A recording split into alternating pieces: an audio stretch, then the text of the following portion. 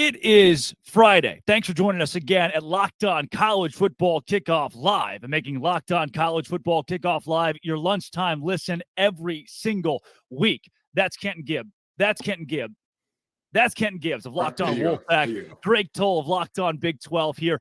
Kenton, a huge week in college football last weekend. While this weekend doesn't seem to have as many storylines, we've dug up quite a few. And the first, Alabama eliminated. So it turns out there have been some murmurs, some talks here, that this isn't your grandpa's Nick Saban, that Alabama is officially out of college football playoff contention when you look at the rest of their schedule remaining after a home loss to Texas. Well, I think we talked about this a little bit in pre-production, and we need to bring it back now. Stay off the weed. That team has been eliminated from nothing. It is rare to hear a player say, all of our goals are still in front of us, and know that they're not lying. And that was the case when Alabama players went up for their pressers, not only immediately after the game, but even during this week. Everything is still in front of them because they play the almighty SEC. Ken, what happens when you have a quarterback that can throw the ball really far and can run the ball, but can't efficiently throw a slant route? What do we do with that? Well, I think we should ask Josh Heupel as well, because Bazooka Joe. Never mind. Very seriously though, Money Milroe is struggling to make the mundane plays, and I tell people all the time that the extraordinary players just do the ordinary extra well. They do the things that you're supposed to do. They hit the slants, they hit the swings, they hit all of the bubble screens in on time, on target, in rhythm, and that's what makes them really good. The reality is this for Milroe. This team doesn't need you to be a superstar, a Heisman winner, all that good stuff. How many national championships has Alabama won without a Heisman winning quarterback? You get what I'm saying? Like, the reality is they don't need you to go out there and make all of these exciting plays. The key for him is to master the mundane. If he can do that, Alabama will get everything that they want that's in front of them. I just don't know if he can at this point in time. That's the question. That's what could eliminate them in the future. But as it stands right now, they have every opportunity to get to where they want to get to. If you're an Alabama fan, I'm going to put our production team on blast for a second. I mean, that was the lead-in, was Alabama eliminated. Yeah. But if you look at the rest of their schedule, Kenton, somehow they only have 3 remaining ranked games, and they play in the SEC West. This is a down year for the SEC West. Mississippi State doesn't jump off the page. Arkansas, worse than they needed to be. Texas A&M is a dumpster fire. LSU has already lost by a lot to Florida State. It's LSU, Tennessee, and Ole Miss, the ones that are circled the rest of the way. And guess what? All of those are at home for Alabama. They've still got a real shot to run the table, go 11-1, and get smoked by Georgia in the SEC title game. Absolutely. And there's a chance they do all those things and beat Georgia in the SEC title game. And then what's the question? What is the conversation that you have? What is the conversation that you have surrounding this team if they run the table and then find a way to beat Georgia in that SEC championship game? And I'm going to toss this back to you, Drake, because this ain't rhetorical now. Do you think that you put that team in the playoff at that point, an 11-1 or 12-1 Alabama team with a win over Georgia? I think that Antarctica is cold most years, despite the global warming thing is changing some stuff. But yes, Kenton, 12-1 Alabama does make the college football playoff, especially if TCU last year at 12-1, losers of their conference championship, also made the postseason. 100%. And again, this is not the usual tough SEC West schedule. Let's be honest. It might not be your grandpa's Nick Saban. He's going to have to adjust to the NIL and transfer portal, the same as schools like Colorado now have done so well so early on. However, the rest of the SEC West is also kind of behind here. This is not what we're used to in the powerful juggernaut the SEC wants you to think that it is. And at this point, when you look at the rankings, look at the team strength, A&M just got beat by Miami fairly handedly. The Canes controlled that game. And guess what? I don't think Miami is that great. Not good enough to be able to beat an SEC team like that with a half-full stadium. This is not the SEC that we've been sold. Well, I was told that it just means more. I think it means just as much. I think the SEC means just as much. You know what I mean? And that's about it. But in all seriousness, I agree. This is not a year where you're looking at this team. So often when you talk about coming out of either side of the SEC, there have been years where we're like, you need to be a dominant force. You need to be perfection if you want to make it out of this side of the SEC. Now it's like, I mean, be a good team, beat the teams that you're supposed to beat, and you'll generally get there. And somebody out there is throwing their phone across the room or punching their computer or they're turning the Bluetooth off in their car because I'm an SEC fan. They're Big 12 and ACC guys. They don't know no real ball. Saying all that stuff. The SEC is the best conference in college football, and it's not close. You can have that every day of the week, twice on Sunday. That's fine. But this is not as good of an SEC as we saw 2-3 years ago, especially when the West is so down. There are only 3 ranked teams in the West right now, Ole Miss, LSU, and Alabama, and one of those already got smoked by a team from the ACC. So let's be honest, the SEC is the best conference in college football. However, it's not as good as it was a year or 2 ago. Can we at least meet in the middle there, somebody, please?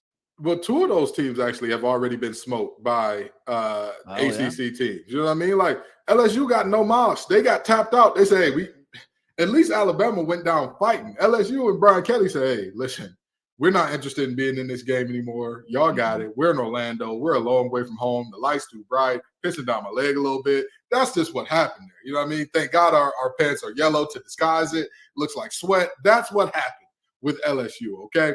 And so I'm not sure that I can definitively say the SEC is the best conference in football. Now, granted, this could just be because you don't have to. You don't have to. I will. So continue. This could be because the SEC was the best by a mile in the past, and that gap has closed from a wide chasm to like, we got to look at this thing one for one. But I mean, in that same regard, you could also say the results so far this season have said, as far as out-of-conference matchups against fellow Power 5 teams, the SEC just ain't it, with all due respect. Okay, well, with all due respect, you're wrong. The SEC is still the powerhouse conference of college football until it stops winning national championships, which won't happen. Now, I'll give you this, Kenton. It's probably not the deepest conference in college football. The SEC this year only seems to go about 3 to 5 deep. I think there are some leagues that could make a case to go 6 or 7 deep, a la the Pac-12 that has 8 ranked teams and doesn't exist anymore. So Kent, we've been in the show for 8 minutes. I'm already fired up. You know what? Speaking of fired up, Jay Stevens of Locked On Buckeyes is fired up's the word, I guess. He gave his reaction because the Buckeyes have named Kyle McCord their new starting quarterback. Jay, what do you got for us? But the Buckeyes, 2 games in, 2-0. Kyle McCord started the first 2 games against Indiana, against Youngstown State, and going into week 3, I think this is a great move by Ryan Day. Now, the quarterback battle has gotten a lot of attention here and a lot of attention other places as well because it's important. Who your starting quarterback is pivotal to how successful your team is going to be. Now, we've all looked at also, hey, is this going to be the 2015 season, or is it going to be X, Y, or Z, or is Ohio State going to have to make a move like Nick Saban did in the Natty, pulling Jalen Hurts, putting in Tua, then ultimately going in there and winning the national championship, making that monumental move at halftime of that game. I don't know if that's going to happen or going to be needed to happen, but this isn't 2015.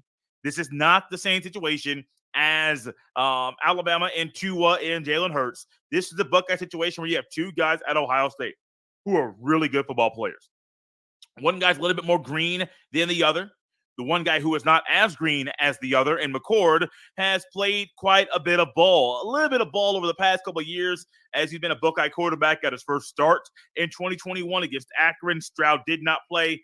McCord comes in. I believe he threw for over 300 passing yards in that game, just to give you a little thought and a little taste of what McCord did during his first game starting as the quarterback for the Ohio State Buckeyes. But this is different than 2021. This is a bigger, different animal. You're going into this season with a quarterback battle that is ultimately over. Now, if the quarterback battle is over, that is not the end of the 2-quarterback system that Ryan Day is possibly going to use. Ryan Day made a comment saying Devin Brown is still going to play. Great. I have made my spill. I've said my things about this very topic. There are numerous games on the Buckeye schedule that 2 quarterbacks should play. Not because of a 2-quarterback system being the best way to win the game, but because the game should be so out of hand, the backup needs to come in to give the starter some rest and the rest of his body, but also to allow the backup to get a little bit of playing time. All right, 2 things. The first, I still want Jay Stevens to narrate my life. That is a dude right there. Absolute unit. The second and more important thing, Kenton, what if I told you that big bad Indiana played Ohio State a couple weeks ago, and one Kyle McCord went 20 for 33, 239 yards, no touchdowns, and an interception? I know what you're thinking. Well, he must have run the ball damn well. 2 carries, 8 yards. Congrats, Ohio State. You found your quarterback. I mean, listen, at the end of the day, we're not there for the practices every day and all that, and we're not there for the ins and outs of who looks best and all that. But I'll tell you, if McCord continues with this type of play, that's not going to be their quarterback for very long. No. Like Ryan Day didn't say, so for example, if we look at the NFL, Kyle Shanahan said Brock Purdy would have to melt in practice to not be the starter, right? Yeah. Ryan Day didn't say anything along those lines. He said, hey, this is our guy. This is who's going to be our starting quarterback. This is who we're rocking out with. This is who we believe gives us the best chance to win. So with that being said, there's always that asterisk of, even whether the coach says this out loud or not, is like it adds a little respect for me personally. But that asterisk of, and that's what it is for right now. He gives us the best chance to win right now. He didn't want to say that, but that's the reality, right? Like, this isn't a situation where McCord is the guy and there's nothing he can do. Go ahead and have a 3-interception game, brother. See what happens there. Yeah, I mean, he played fine against Youngstown State.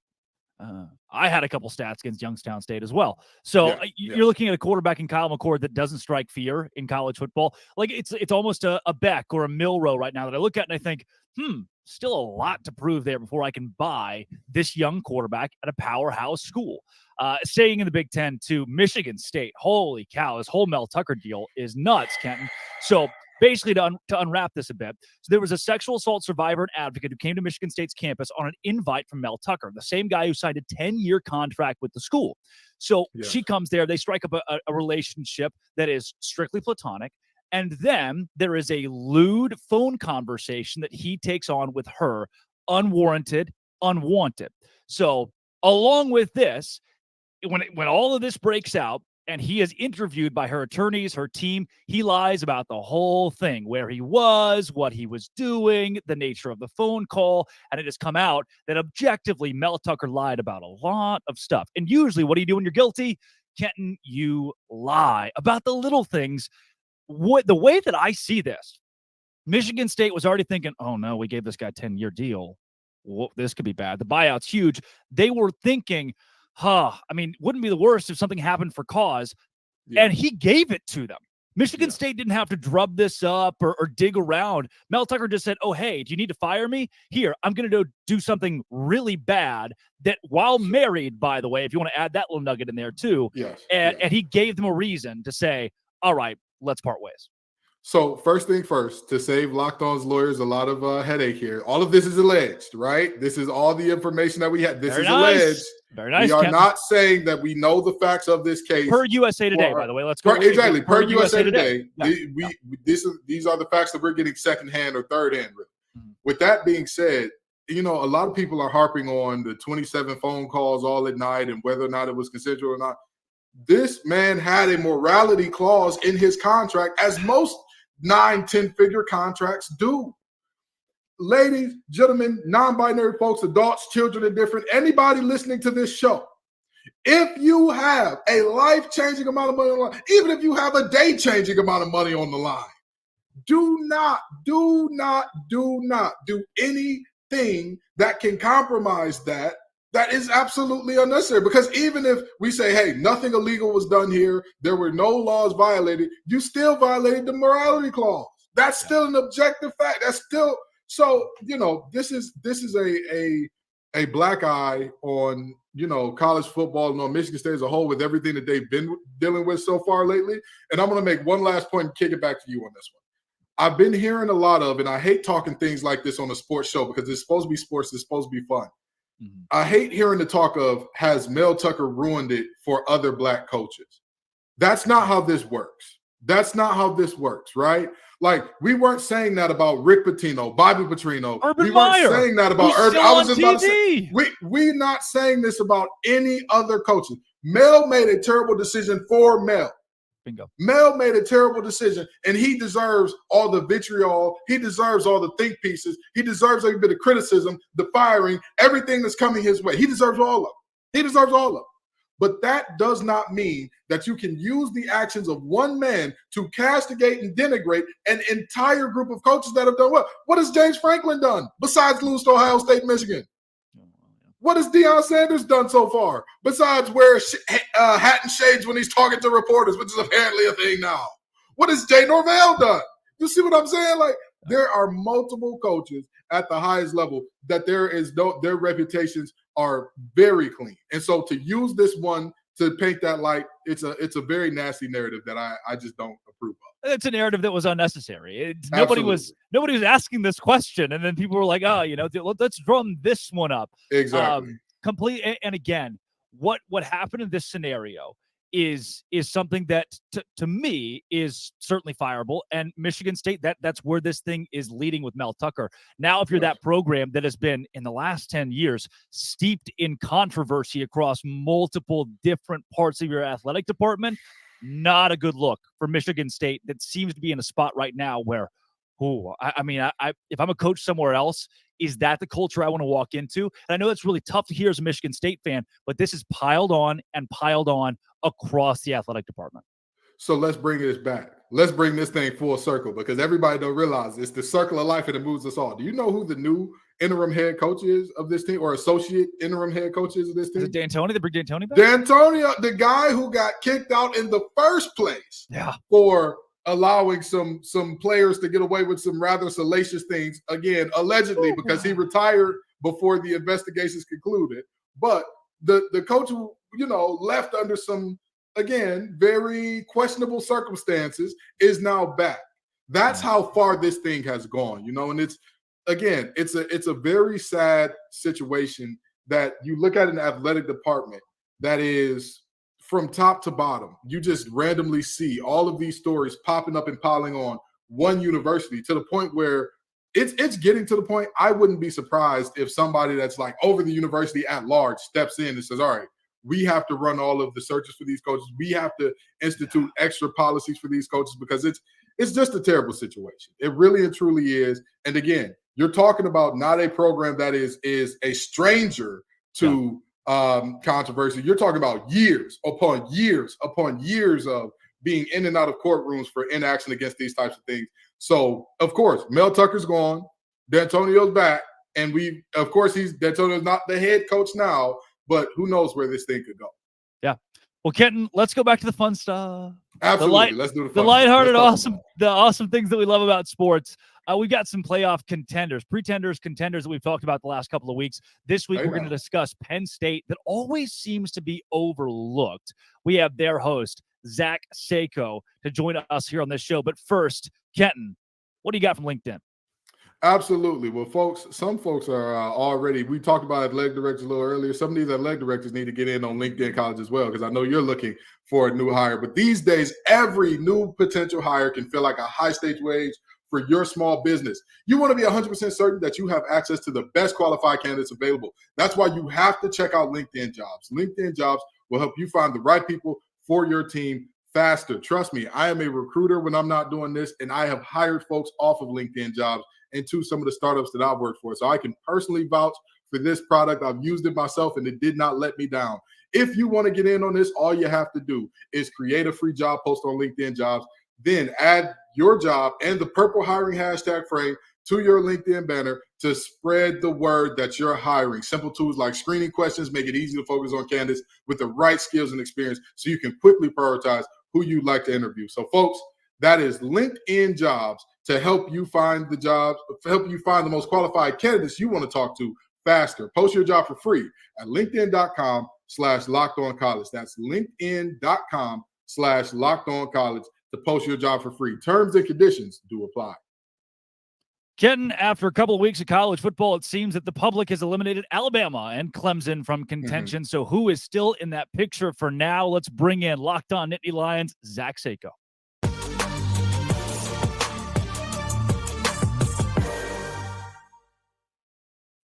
Zach Seiko joining Locked On College Football live today. Zach, it's a Penn State team that, and I just said it, I'll back it up.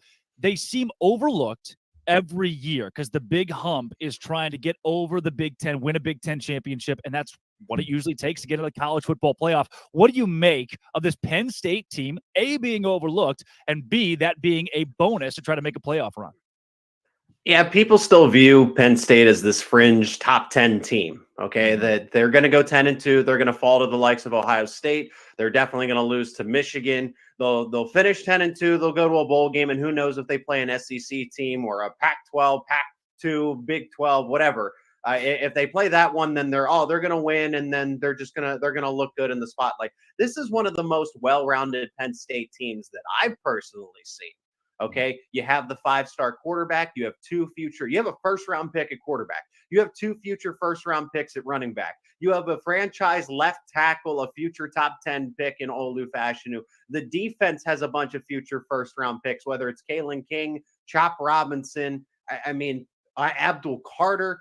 Penn State is absolutely loaded, and they shouldn't be taken lightly. The gap has closed definitely on Ohio State. Everybody knows about Michigan, so we'll see when that contest rolls around in Beaver Stadium just how close Penn State is to a very good Wolverines team. I'm not going to try to sit here and undermine them, but I know that the gap is closed on the Buckeyes. So Penn State, if things go the way I think they do, they at least go 11-1. The question is, can they go 12-0? Okay, and you know what? I'm gonna tell you this. Okay, I'm a Cass Tech guy. You got 2 of them on your roster, and the King twins. You know. Yeah. Much love to y'all boys. With that being said, in terms of what has helped close that gap on Ohio State and even narrow the gap with Michigan, what has Penn State done to kind of even that playing field out a bit, and what typically people could look at and say, hey, Penn State's going to be great, but they can still pencil in the W. Why can't they this year? So Penn State has improved mainly because of that capability on the ground. Okay. It starts with the offensive line. You know, I'm a big believer in you win the battle up front in the trenches. Okay. The offensive line is the best that it's been. We've been saying for the past decade, because we know for the reasons that they lost the scholarships and Penn State had to focus its resources towards getting skilled guys as opposed to getting the big guys up front. But now they've really settled in. They brought in an offensive line or coordinator that is just, he recruits. He's very good at recruiting, and he's built that there's tiers to it now. They don't just have starters; they got guys that can back up the backups. And then when you have running backs who, like I said, Nicholas Singleton projects to be like a top 10 pick. Katron Allen's definitely in the first round. It's just a matter of where. Those 2 guys to go along with it. That's why they played right away as true freshmen. So even before we get to Drew Aller, Penn State, 2 seasons ago in 2021, they're playing Illinois. They went to 9 overtimes because they couldn't close out a bad team.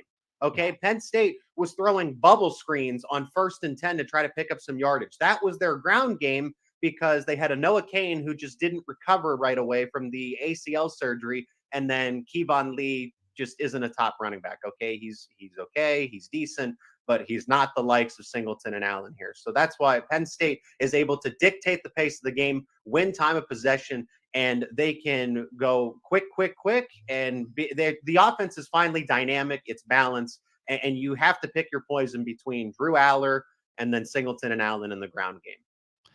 Aller, Singleton, Allen, Lambert Smith. I mean, there are some big names in this Penn State team that I think more people across college football should know. Not saying household, but they should at least know.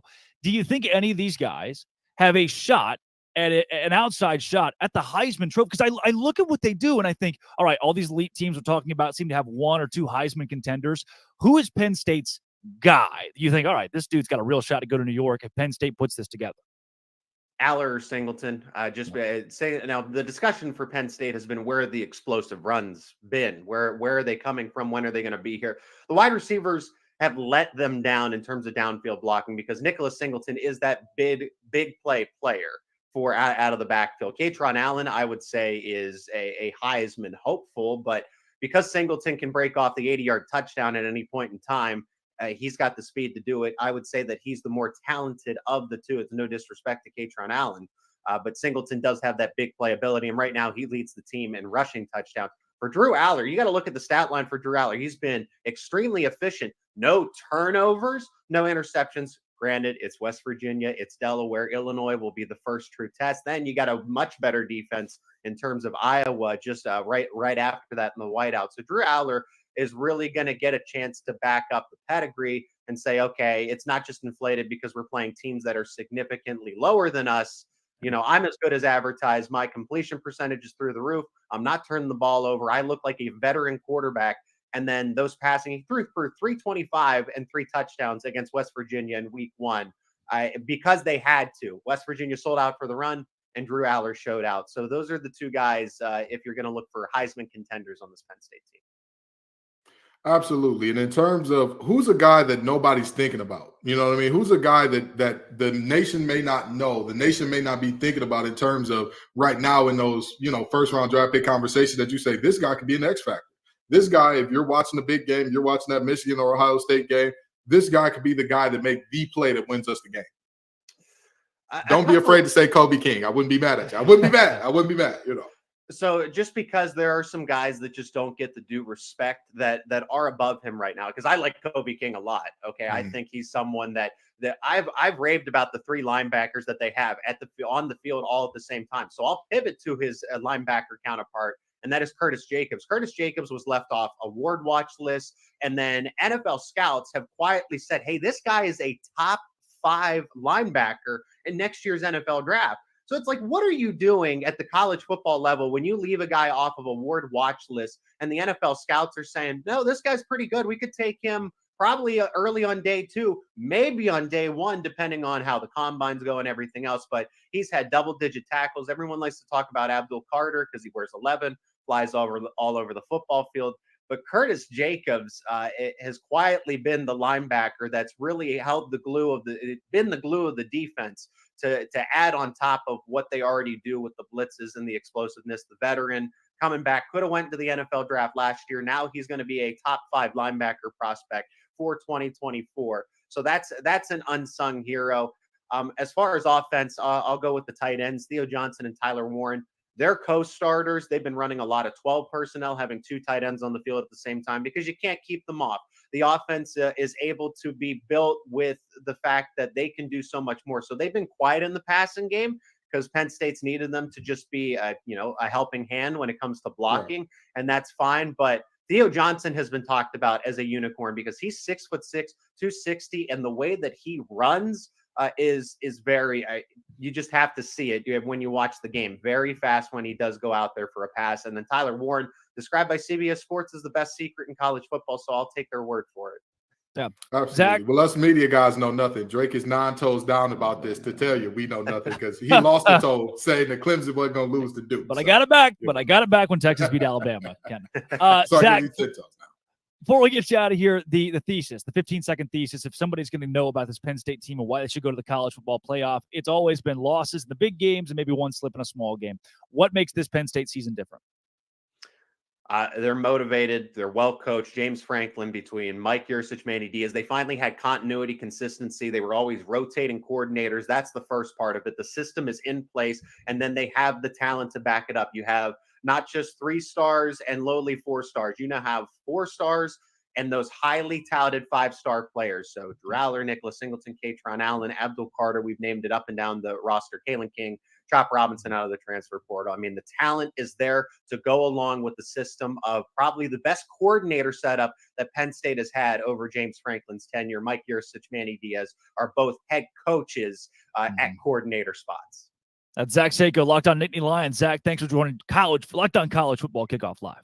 Absolutely. Thanks for having me.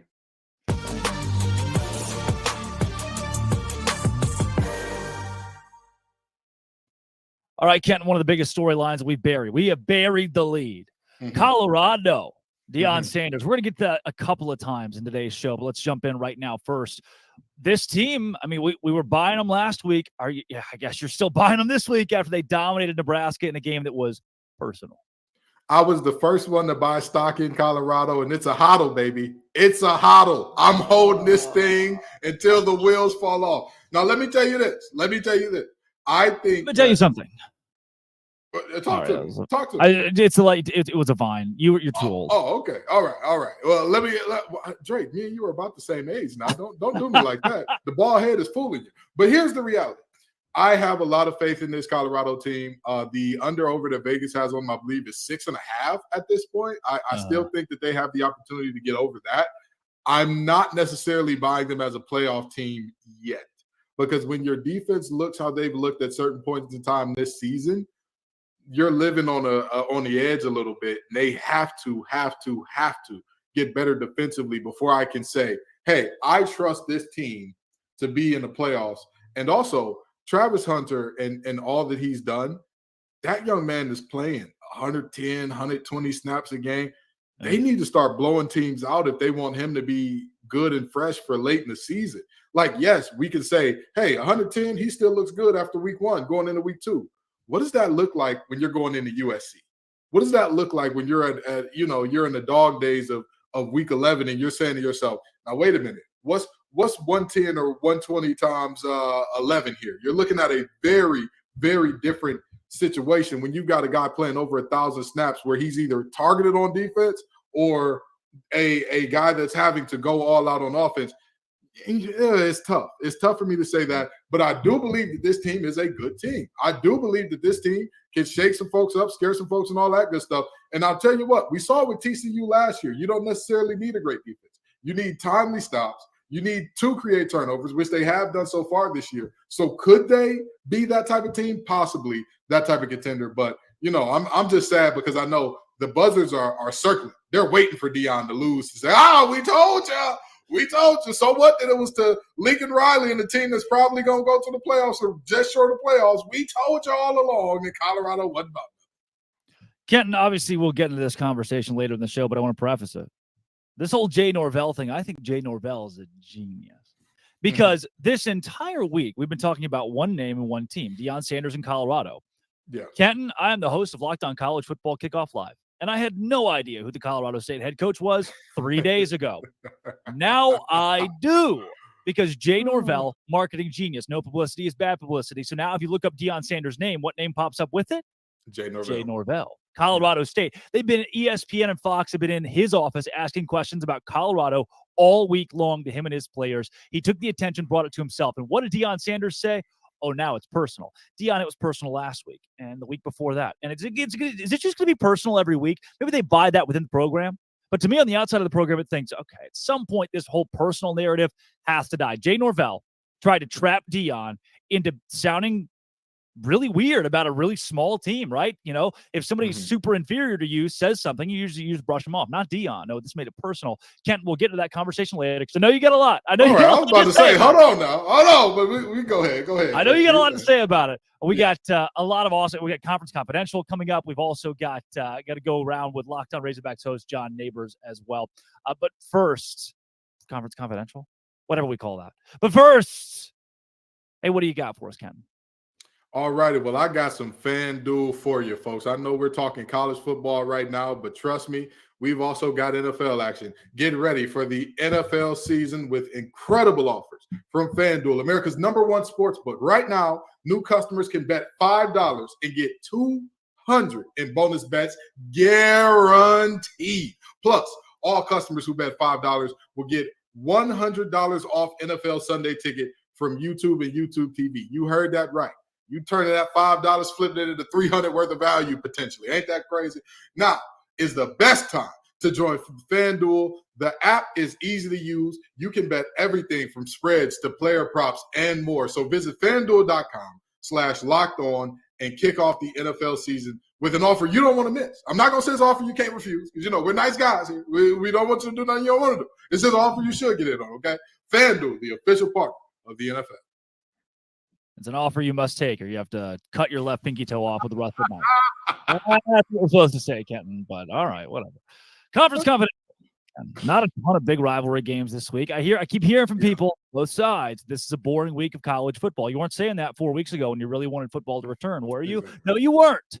And some teams, though, could be on upset alert this week, while others have opportunities to make a statement. So let's go around the country, get the latest from our Locked On Conference hosts, starting with Craig Sheeman of Locked On Big Ten.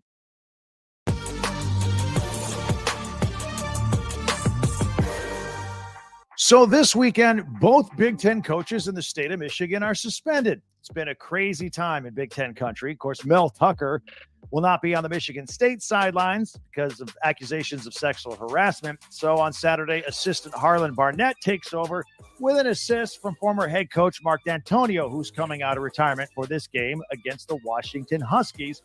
who come in with Heisman hopeful Michael Penix Jr. at quarterback.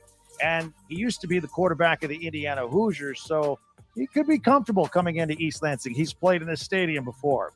This will be the final week of Michigan coach Jim Harbaugh's suspension, the self-imposed 3-game suspension he's been serving out. The Wolverines take on Bowling Green. Offensive coordinator Sharon Moore will handle the head coaching duties. And I heard Michigan's going with the all blues with this one. Blue jerseys, blue pants. Cool look. A couple of quarterback announcements this week, finally. Ryan Day has made it official. He has settled on Kyle McCord as the starting quarterback for the Ohio State Buckeyes. The Buckeyes host Western Kentucky for their final tune-up before next weekend's game against Notre Dame. And Tom Allen has decided on Taven Jackson as his starting quarterback moving forward for Indiana. The Hoosiers play Louisville. It's not in Bloomington this weekend. It's up in Indianapolis at Lucas Oil Stadium, home of the Indianapolis Colts. Saturday does feature one Big Ten versus Big Ten team on the schedule. Undefeated Penn State rolls into Illinois. Expect an orange-out crowd there. I don't know if it's going to compare to Penn State's white-out crowd, which is next week, by the way, against Iowa. But they're going with the all-orange. We'll see how that looks in Champaign. And the most intriguing game on the schedule, I think, might be PJ Fleck's Golden Gophers, Minnesota, hitting the road to take on Mac Brown's North Carolina Tar Heels. The Heels are 8-point favorites in this one, but I think Minnesota's defense is sneaky good. And if North Carolina Heisman candidate Drake May plays anything like he has the past couple of weeks, Minnesota's got a chance. Look, Drake May has not lit it up yet. He threw 2 interceptions in the South Carolina game, and he needed 2 overtimes to beat App State. So I'm saying it's out there to be had. And finally, don't forget, Friday Night Lights again in the Big Ten, 2-0 Maryland hosting Virginia. The Terps have a great running back in Roman Hemby and, of course, quarterback Talia Tagovailoa. So it should be good. Enjoy the games this weekend. I'm Craig Sheeman for Locked On Big Ten.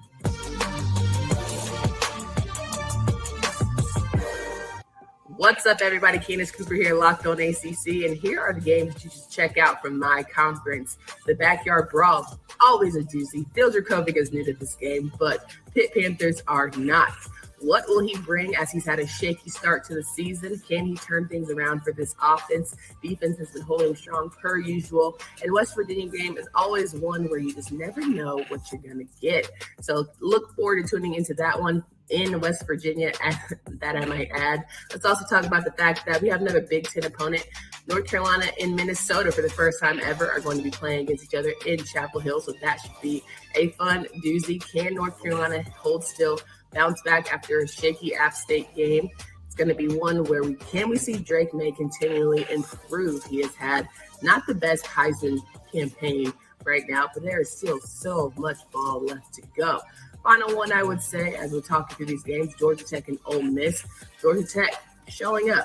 Not saying they're going to defeat, but a big show up in a big way after last season getting obliterated by the Rebels. Can the Yellow Jackets show that the improvement is there, possibly an upset, taking down a top 25 team? It'll be a great one to watch, so make sure you check it out.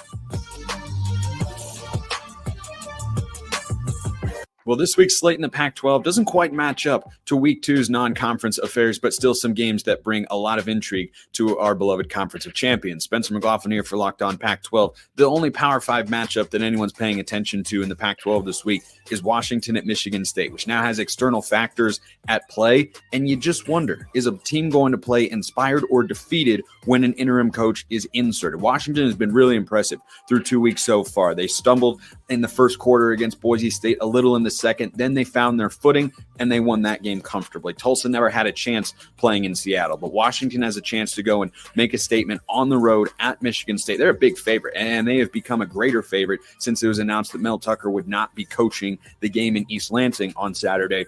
But the Huskies, nevertheless, are playing their first Power 5 opponent of the year. They've taken care of a couple of G5 opponents pretty handily. They haven't struggled in the fourth quarter of either of those games. But but on the road, hostile environment against a 2-0 football team, we'll see what Michigan State is able to give them. Last year in Seattle, the Huskies really controlled the game from the early portions of it, and then Michigan State made a late surge, but never truly threatened to get back into the winning side of things against the Huskies. So if they go in and dominate the way that a lot of people expect them to, they will solidify themselves as a conference contender and a college football playoff contender here in 2023. A couple other games to note. Fresno State goes to Tempe. Fascinating game because the Bulldogs out of the Mountain West are favored against Arizona State. They're a 3-point underdog. That might be a candidate for the Pac-12 prime picks this week. ASU playing their third straight game at home, looking to get over 500 once again under first-year head coach Kenny Dillingham. And Arizona comes back home after a great fight against Mississippi State last week to play UTEP. I think they could win that game over the Miners. Really, really big. That's a rundown for the Pac-12 this week. Catch Locked On Pac-12 on YouTube and wherever you get your podcasts Monday through Friday all year long.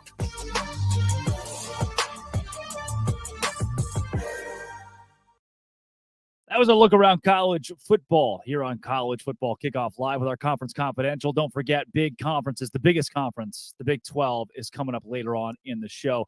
Kenton Gibbs, it is time for Boom or Bust. Let's take a look at some college football teams that we think have not been as good as advertised and teams that have been better than advertised. We'll start with you, Kenton, your number one boom of college football so far.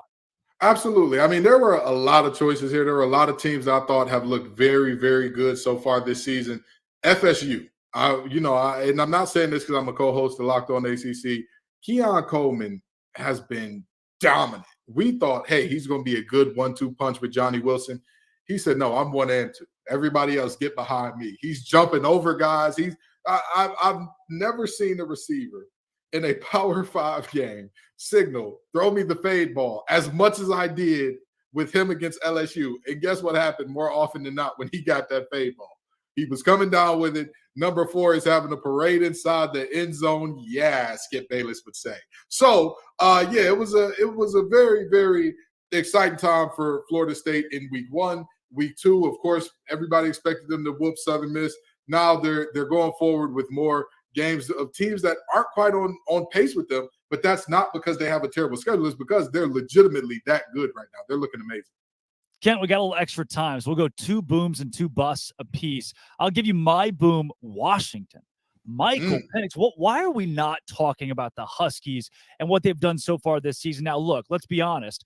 The Pac-12 is not something that we were talking about before the year began. Now they have 8 ranked teams. So the Huskies schedule is not going to be easy, but they have taken care of business when they needed to. Now, and what I mean by that is there are so many squads, especially in the SEC, who have just not played anybody yet. We just haven't seen them play a team where you say, all right, here's how they stack up. This Washington squad ended last season with a 7-point win against Texas in a bowl game. They beat Boise State 56-19, beat Tulsa 43-10. The defense is good. The offense is better. This is a team that we are not talking about enough. That is a dangerous, dangerous squad to not only win the Pac-12, but also to go to the college football playoff.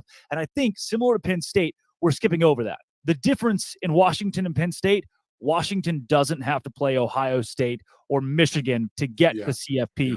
They've got to play Cal, Michigan State, Arizona. Of course, they have the USC and Washington on there, but they also have the Stanford on their schedule. I think Washington's got a legitimate shot to go to the CFP, Kenton. They are one of my booms this year. Let's go into busts next. Who is one bust that you've got before we go back to the booms? Oh, man, I think that there are so many teams that could have fallen into this bust category so far. And I really could go in for days and days on some of the teams that haven't shown up so far this season. But I'm going to call one team to the carpet that I just have not seen anything from this season, with all due respect. Tennessee Volunteers, come on down. The way the Tennessee fans talked about Milroe not being able to pass the ball on these basic routes, the way they talked about him and his inability to read defenses. Are you forgetting that Joe Milton ran out of bounds to end the game? Are you forgetting that guy's now your starting quarterback? Hey, listen, I love the nickname. Bazooka Joe is one of the best nicknames in all of sports. R.I.P. Joe Frazier. We love it on Joe Milton. We love the shirts and the NIL and all that. That boy needs to prove to me that he can hit a quick out. That offense needs to prove to me. I watched them play against Virginia, and Virginia, without Chico Bennett, their best defender and potentially best player, held their offense down until literally the last 5 minutes of the second quarter. Folks, I'm telling you right now, I'm worried about this Tennessee team. Everybody thought the Rocky Top was going to be a super tough out because of Joe Milton in this offense and Heupel in this high-powered offense. I don't know how much power that they got in it, but they need some gas power, some nuclear power, some electric, some EV power. They need all types of power because right now they're not looking like it. My bust, the Ohio State Buckeyes. And we already talked to their hosts here, Jay Stevens, on the show. What have you done for me? You sucked against Indiana. You were lackluster against Youngstown State at times. Defensively, it was 14-7 coming out of the first quarter against Youngstown State. And if you're Ohio State, that shouldn't happen. This week you get Western Kentucky, and we talk about teams finishing and doing what they're supposed to do. Ohio State's 2-0, but it feels like a fraudulent 2-0.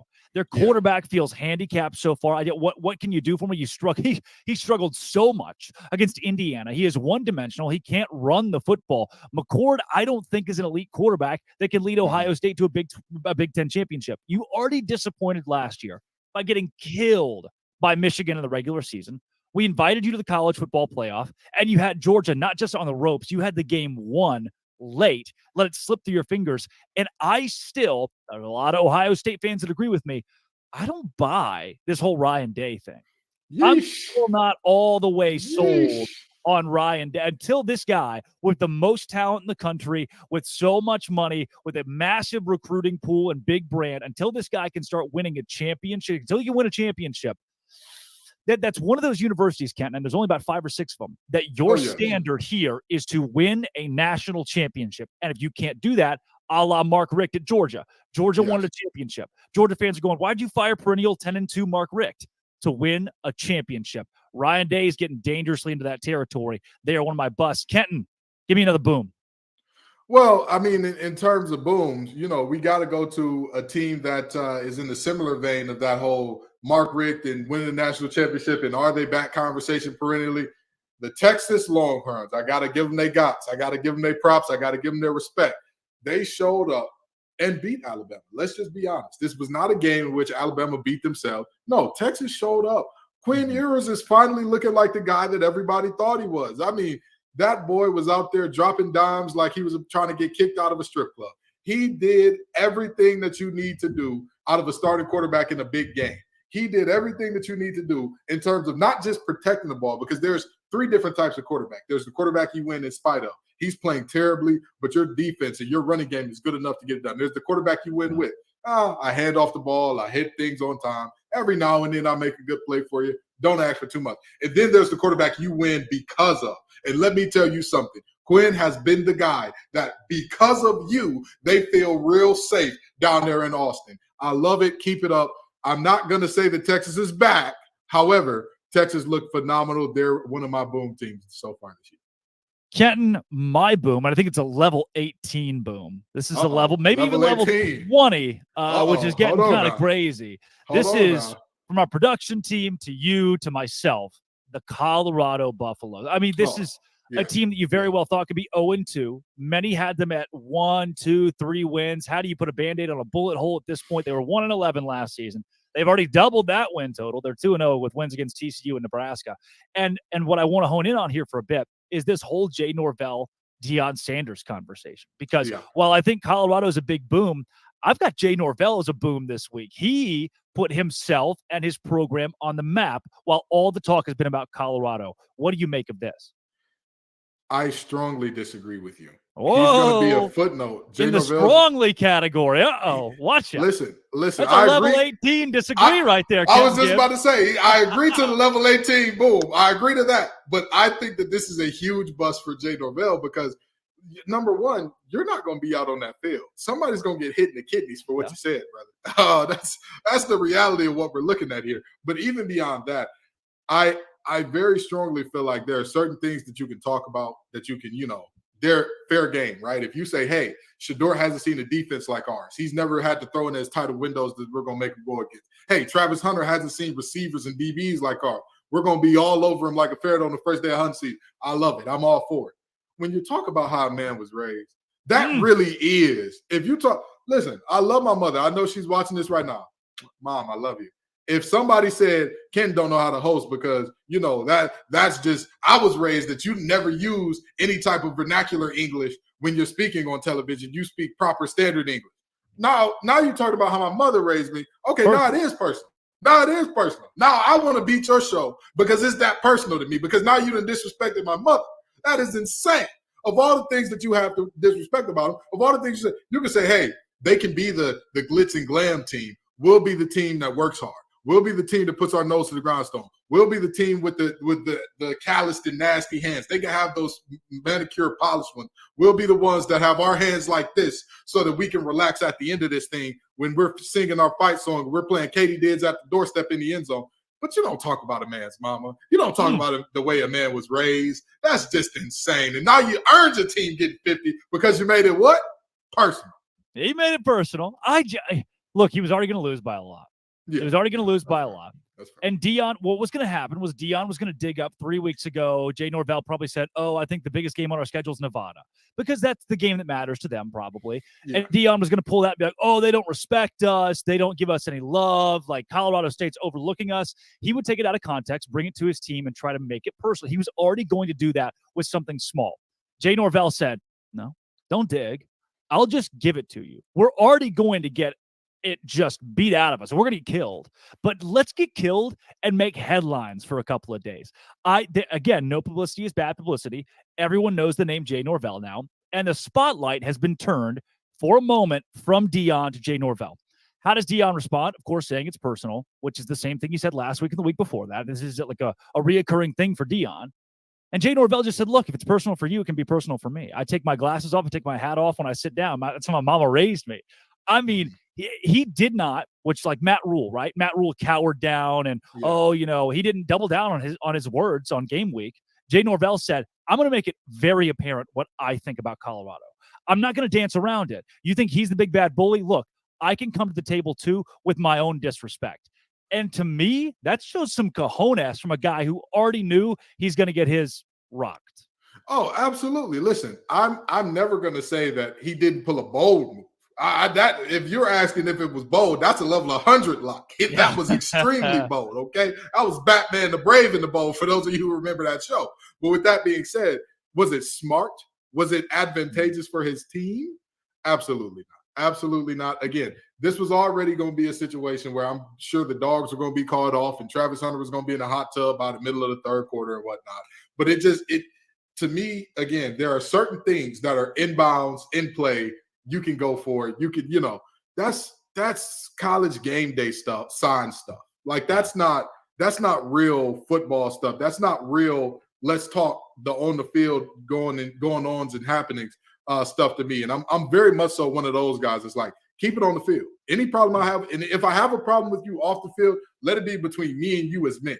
Let it be between. Don't bring my wife into it. Don't bring my kids into it. Don't bring my mama into it. Those are things to me that when you bring that in there, even if he was just doing his job to sell the fight, right? Because we've all seen this with boxers and UFC fighters. Like, If you talk to the guy, he's the most humble guy in the world and doesn't really like doing that. But he's like, hey, I talked the way I did because I needed to sell the fight. Sure, you don't sell the fight with mama. You don't sell the fight with mama because now we fighting here and in the ring. We gonna fight here first, and then you're gonna get whooped on in the ring. But for him, Deion is an old man. He ain't gonna put hands on you. He just gonna say, hey, Travis, go deep. Hey, Shador, hit Travis behind that 5'8" corner that runs a 4.7. Go ahead. That's what we're going to do. Well, Jay Norvell asked for it. He's going to get his. He was already going to get his. It will now be doubled, and a level 18 lock can be Colorado minus 24, whatever it is. Because Deion Sanders is going to make sure, because it's what? What was that P word? Personal. It's personal. It's personal for Deion Sanders. And Kenton, if you were to ask Deion Sanders, hey, Deion, what's your LinkedIn profile? What would he think? What word would he use? It starts with a P. Well, you know what it would be. Personal. It would be personal. You asked Deion Sanders for his LinkedIn handle, but it wouldn't be personal if you asked me or you for ours, because we love LinkedIn, right, Kenton? Absolutely. Folks, I've talked to you about this before, and I'm going to talk to you about it again. As a recruiter, I use LinkedIn Jobs regularly to find folks. And why would you not do it, right? These days, every new potential hire can feel like a high-stakes wager for you and your small business. You want to be 100% certain that you have access to the best and most qualified candidates for your jobs. That's why you have to check out LinkedIn Jobs. LinkedIn helps you find the right people for your team faster and for free. We all love free. Free. That is what we all love, folks.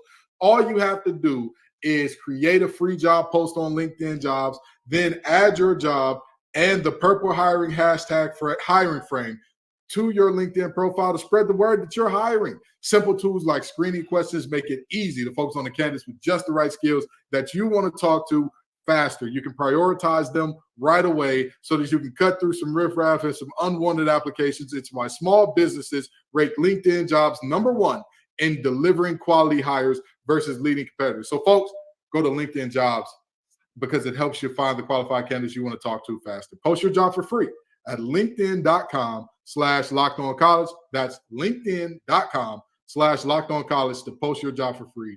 Terms and conditions do apply. We are approaching noon o'clock on the East Coast. That's Kenton Gibbs of Locked On Wolfpack and Locked On ACC. I'm Drake Toll of Locked On Big 12.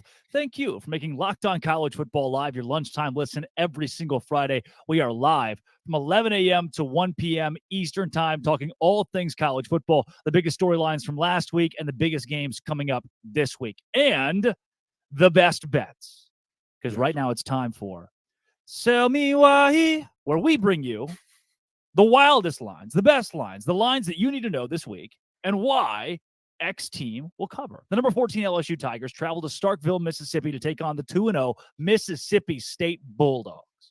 The Tigers are 9.5-point favorites in that one, 9.5 by the hook.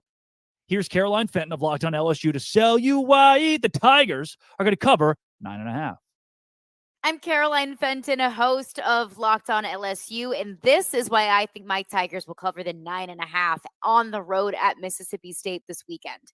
First and foremost, I feel like this LSU offense is starting to figure things out. Jaden Daniels throws a career-high 5 touchdown passes against Grambling this past Saturday. Plus, LSU may have just found its go-to workhorse back in Notre Dame transfer Logan Diggs. He had a massive game on Saturday night, rushing for 115 yards on 15 carries and a touchdown, and he looked really good doing it. On the defensive side of the football, Harold Perkins looks like he is back. Against Florida State, Harold Perkins wasn't much of a factor. LSU moved him on the inside. They wanted him to play inside linebacker, but we have seen that Harold Perkins is at his best when he's on the edge. So he played a majority of the snaps on the edge against Grambling, and I expect him to play there against Mississippi State as well. But I'll have a full breakdown of this LSU-Mississippi State matchup on the Locked On LSU podcast, available wherever you get your podcasts, and of course, on the Locked On Network, your team every day. Yeah, Kenton, this game to me, LSU lost to Florida State by a lot of points. Take some of the moxie out of what this program has. And people, as they do in college football, are already questioning Brian Kelly because that's what we do now. After 14 games as a head coach, the guy's not ready. He can't handle it. Against a Mississippi State team, granted, it's on the road at 11 a.m. on ESPN. This is the one game that just feels like a snoozer where LSU wins it 24-14. You look back and go, they covered, but I didn't really enjoy watching that. You know, I'm going to tell you this, okay? The segment is called Sell Me Why, and I want it that way in terms of believing that LSU is going to cover this. I think that this is a fairly easy one. I mean, here's the thing. Mississippi State, they are, they've been through a lot in terms of the loss of Mike Leach and kind of recovering from that and kind of growing from that. And I don't see this as a team that's quite ready. I don't see this as a team that I'm saying, hey, I deeply believe that this Mississippi State team can get a win done here. I just don't. I'm sorry. Say what you want about me. I have seen nothing from Mississippi State to say that this is a really quality team. And with that being said, I want to take it here for a minute. Yes, LSU got tapped out by Florida State. Absolutely. No ifs, ands, or buts about that. But do you know what happens with a lot of teams in college football? And this is something that I stand by. Nobody's going to get me to come up off of. A lot of teams are front runners, and that's what LSU is. They're a front runner. They're a team that when they're up and they get you down a little bit, they're going to have fun. They're going to have a party on you. They're going to do all the things. Can they get up on Will Rogers and this Mississippi State team? Absolutely. Now, the thing is, you have to get to Will Rogers early. You cannot let Harold Perkins be doing this Mike linebacker nonsense. Brother, put your hand in the dirt and go get the QB. That's what you do. That's where you're going to make your money in the league. So let's stop playing around. You go do your deal, get to Will, and you'll be just fine. But if LSU plays around, then hey, Caroline, I'm sorry, but I'm sorry, Miss Fenton, but the Bulldogs will look for real. Yeah, I think you've hit the nail on the head here. If LSU brings its family into Starkville and struggles, think about how consequential this game is. Mississippi State loses. All right, sweet, they lost. LSU loses or doesn't cover or looks bad. The sky is falling in Baton Rouge because that's the way things go at LSU. Everything's an overreaction for the better or worse. Kenton, we're not going to stop there with tell me why. Number 11, Tennessee is headed to the Swamp to face LinkedIn Billy. And the Florida Gators, where Tennessee is currently favored by 7.5 points. The same Florida team that got smoked by Utah. Here's Eric Kane of Locked On Vols to tell you why the Vols will cover. Not only do I think Tennessee breaks a 20-year-long streak of losing in the Swamp in Gainesville at Florida, but I think Tennessee is going to cover the 6.5 over at FanDuel. Tennessee beats Florida by more than 6.5 because, quite frankly, I think Tennessee is a better football team. It's a rivalry game. Emotions are going to be high. I think the Volunteers go down there and score early, take that crowd out of the football game, and it has a nice combination of Joe Milton throwing the football, but also Jalen Wright running the football, averaging over 9 yards a carry so far this season. Tennessee's run game is really good. With the new clock rules, you can kind of ice that game in the second half, and Florida needs to run the football to be successful, but I think Florida's going to be playing from behind, and I don't trust Graham Mertz to win a football game with his right arm. I like Tennessee's roster better. I think Tennessee's got a better collection of players, young guys in the secondary for Florida. I think Tennessee exploits that, and I like the Volunteers to cover the 6.5-point spread down in the Swamp and pick up its first victory over Florida in the Swamp since 2003. A huge win for Tennessee is probably going to happen this weekend, and it's going to set the scene for what's to come later in the year. It's always a big game between Tennessee and Florida, and the Volunteers are going to be a lock to cover that spread. 2003. I wasn't even alive in 2003. That's been a long time since Tennessee won at Florida. What are we doing here? I mean, it's a rivalry night game. Same age group. I did not know you were born after 2003. You know, like, what are we going to do here with this game? What do we do, Kenton? I just don't. It's a rivalry game. Do you buy 7.5? Yeah. Oh, absolutely, absolutely. He sold me, and I'm buying it. Let me tell you why. That Florida team, you know, y'all not calling them LinkedIn Billy for no reason. One of our producers is Brandon Olson from Locked On Florida and Locked On Gators, rather. And let me tell you something. If he is okay with us calling LinkedIn Billy, then I think that there's some things going on down there that are just a little bit problematic. With that being said, while I don't have a ton of faith in Tennessee's offense to get it going right away, I also don't have any faith in Florida's defense. I don't have faith in Florida's offense either. At least with Tennessee, I look at their defense and I say, hey, those boys can get it done. They can absolutely get it done defensively, which is surprising when you think about how people talk about Josh Heupel in that offense. But the reality is, I'm looking at Tennessee and I'm saying they break that 20-year streak. And, you know, we also get Drake his legal license to drink at some point in time here as well, since apparently he wasn't alive in 2003. But the reality is, I think that both of those things get done today. I think that Tennessee takes care of this game. I don't think Florida has many horses in the stable to handle what Tennessee's bringing this year. Sell me why first. On this segment, FanDuel has the South Carolina Gamecocks at 27.5-point underdogs. Let's take it to the dogs. Back-to-back national champion Georgia Bulldogs and South Carolina. Here's Andrew Lyon of Locked On Gamecocks to sell us why you should take South Carolina. The spread for South Carolina's Week 3 matchup against the number 1 ranked Georgia Bulldogs has been set at plus 27.5 points by FanDuel Sportsbook. So can the Gamecocks actually cover that spread? In my humble opinion, they absolutely can. Since the start of the 2021 football season, the Georgia Bulldogs have been listed as home favorites by the odds makers on 14 separate occasions. But Kirby Smart's squad has only covered the spread in 5 of those ball games. One of the times that they did not cover the spread was against Shane Beamer's Gamecocks back in the 2021 season. Considering all the talent and depth that Shane Beamer has accumulated in Columbia since that matchup and the inexperience and injury question marks that Georgia possesses right now, the Gamecocks, in my opinion, are a shoo-in to cover that spread in Athens this Saturday. Yeah, Kenton, you taking the Gamecocks here? Absolutely not. My brother in Christ, they couldn't run the ball on Furman. Yeah. They could not run the ball on Furman. I'm sorry. You cannot convince me. We talked about this earlier with our friend from Locked On Penn State. The big boys win you and lose you games. South Carolina's big boys stink. They're awful. They're terrible, with all due respect. They're on scholarship. These are Division I athletes and all that. Relative to other Division I athletes, relative to other Power 5 athletes, their big guys are not it. They're not it. It's just not a situation that I'm going to believe in them to do anything. I don't believe that they can find a pot to piss in or window to throw it out of offensively against the Georgia Bulldogs. I'm sorry. I just don't think that that's going to be the case. I think that Georgia is safe.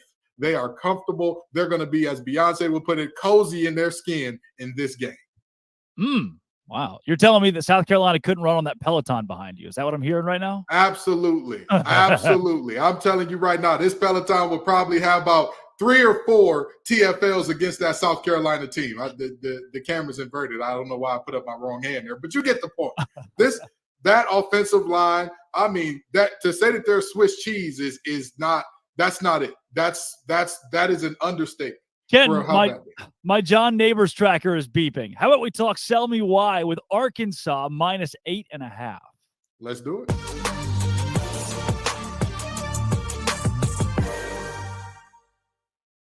John Neighbors of Locked On Razorbacks joining us here. John, Arkansas and BYU, the Hogs, after a big win over the Cougars last year in Provo, now host that same team, but without Rocket Sanders. Sell me why Arkansas minus 8.5.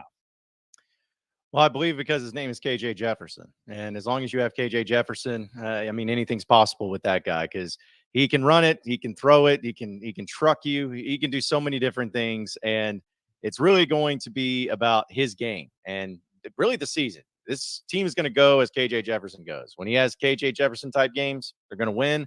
And I believe he's going to win this, have a great game in this one. And I think Arkansas is going to win this game. You know, I just want to ask this. We talked about this in terms of knowing the guys who are not as national household names in the past on this show. I want you to help me out. Who are the guys that we're going to see all over the place in this game that maybe the nation isn't used to and some of our viewers wouldn't know about? I always love Isaac Tesla, not Tesla, Tesla. But he is a wide receiver transfer that a lot of players or a lot of teams were after. And he's a possession guy. He's an athletic freak. He's not going to beat you with his insane speed, but he's just a great athlete. And I've seen a lot of great wide receivers come through Arkansas, of course, most notably Traylon Burks here recently. And I don't think I've ever seen, though, a wide receiver like Tesla who catches everything that's thrown to him. I mean, it doesn't matter how low it is to the ground. It doesn't matter how outside it is. It doesn't matter where it's going to be. He's going to find a way to catch it if it's in his vicinity. So I think that we've seen a little bit of him so far this year. He had some big catches against Kent State, and I think you're going to see a lot more from him in this game, and he's going to start turning into one of, if not the favorite target for KJ Jefferson this year. John, as a Bologna, Arkansas native myself, I grew up going to Donald W. Reynolds Razorback Stadium when Houston Nutt was the coach, and the packed house and night games and Darren McFadden. This one's a 6:30 kick on the hill. What does the atmosphere have to do with Arkansas covering 8.5? I mean, it's going to be huge because anytime that you have a night game in the SEC, it's always exciting. And also when you haven't started to suck yet and people are still hopeful for the season, you're going to have a great atmosphere no matter what. I don't know if it's going to break any records, but there's going to be 75,000 plus people there. The weather is about as perfect as you can ask because I'm actually here in Fayetteville, and the high tomorrow is 78 degrees and sunny. And so, I mean, it's just a perfect fall weather type of football atmosphere. A lot of tailgating, people still hopeful, a little reserved right now about the Razorbacks, but still hopeful that this is going to be a great year. So I think they're going to bring it from the very get-go, which is important for Arkansas because last year they were not good at starting off strong. They always got behind the 8 ball. Done a pretty good job so far this season. Let's see if they can actually get off to a strong start and be able to feed off of that crowd, because the last thing you want to do is have that great atmosphere and then you end up down 14-0 in the first quarter, and it's really hard to get them back. So let me ask you this, John. does Keaton Slovis and this passing game from BYU? You know what I mean? Keaton Slovis is, in the words of Johnny Cash, he's been everywhere, man. He's been all over the country playing football. Is this a guy that you look at and are like, I'm a little concerned about him making this defense look a little more pliable than they've looked so far this year? I think so. I'll absolutely, because you think Arkansas had the worst in FBS pass defense last year, not just exaggeration like that. They were actually dead last in the FBS and pass defense last year. And they've done a lot of things to fix it. They brought in a lot of great players and the transfer portal, a couple guys from Baylor transfer, James Singletary from Georgia, former 5-star player. They've brought him in. He's been really good. Dwight McLaughlin going to be back. He's been dealing with the turf toe injury a little bit last year, but he's going to be good to go. So they really have upped their game there. And this is what's going to be fascinating about this, because both teams have struggled to run the ball this year, which is so crazy to think Arkansas struggled.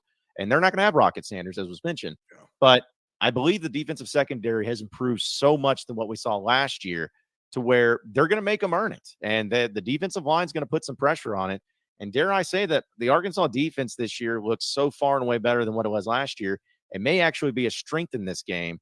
So you're not going to see the 52-35 final score like we saw last year. I actually believe it's going to be a lot lower scoring for both teams. But I think that Arkansas secondary and their defense is really going to make BYU and Slovis work for everything that they got. That's John Neighbors of Locked On Razorbacks podcast. John, thanks for joining. Tell me why. No problem at all, guys. Hogs by 90. There.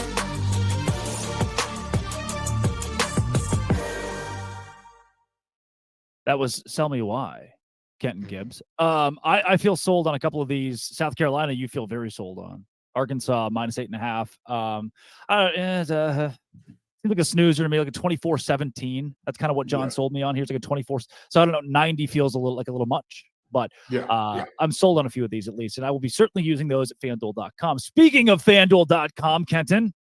Absolutely. Folks, we're talking about college football, and obviously we want you to, make some money there too, but get ready for the NFL season with some incredible offers from FanDuel, America's #1 sports book. Right now, new customers can bet $5 and get $200 in bonus bets guaranteed. Plus, all customers who have bet $5 will get $100 off NFL Sunday Ticket from YouTube and YouTube TV. Now is the prime time to join the FanDuel movement. The app is easy to use, and you can bet on everything from spreads to player props and more. So visit FanDuel.com/lockedon and kick off the NFL season with an offer you will not want to miss. FanDuel, the official partner of the NFL. Kenton, we heard earlier from our hosts of Locked On Big Ten, Locked On ACC, Locked On Pac-12, all that we can expect from those conferences this Saturday. Let's go around the country again to get the rest of the conference picture, starting with, to be honest with you, Kenton, I don't know if I've said this, not publicly at least, but I will never forget the last words that my grandfather said before he kicked the bucket.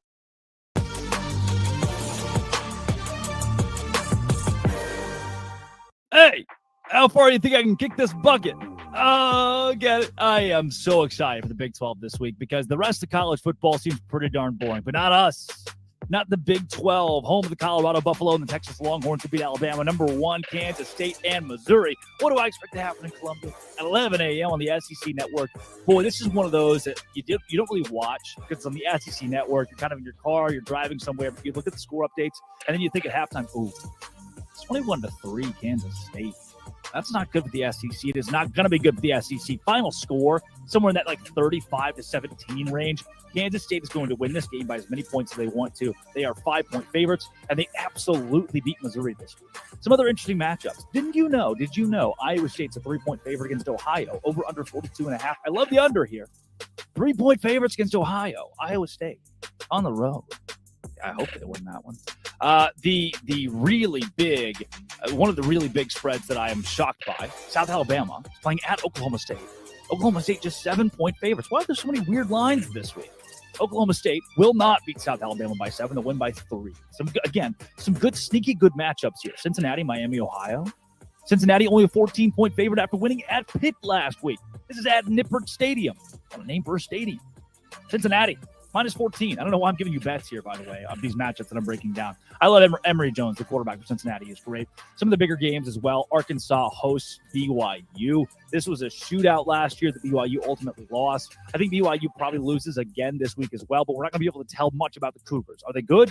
I don't know. They lost to an SEC team on the road. Are they bad? I don't know. They lost to an SEC team on the road. Or they beat them. I don't know. West Virginia beats Pittsburgh at home. I love WVU in this pick, despite them still not being a bowl team to me this season. Houston hosts TCU. TCU only 7.5-point favorites. TCU blows them out. In Kansas, the night game, Big 12 after dark, beats Nevada by more than 28 points. That's the spread. That's the Big 12 this week. It's a fun week. A lot of quirky, fun matchups. Texas hosting Wyoming as well is kind of weird. I don't know. I'm excited for it. That's the Big 12 this week.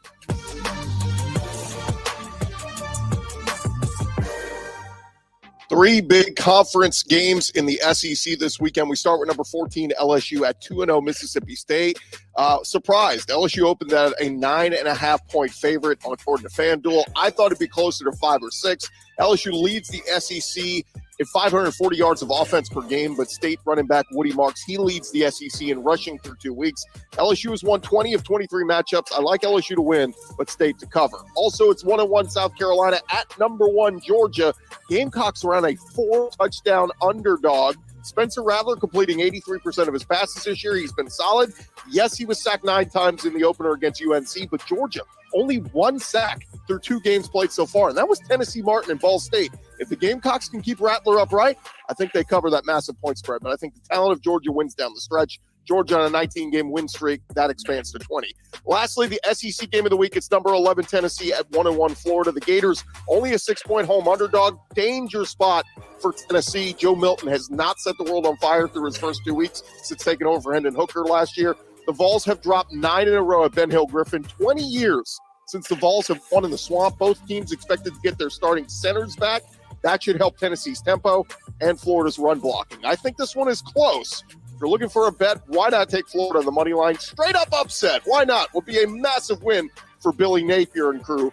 For more, check me out on Locked On SEC.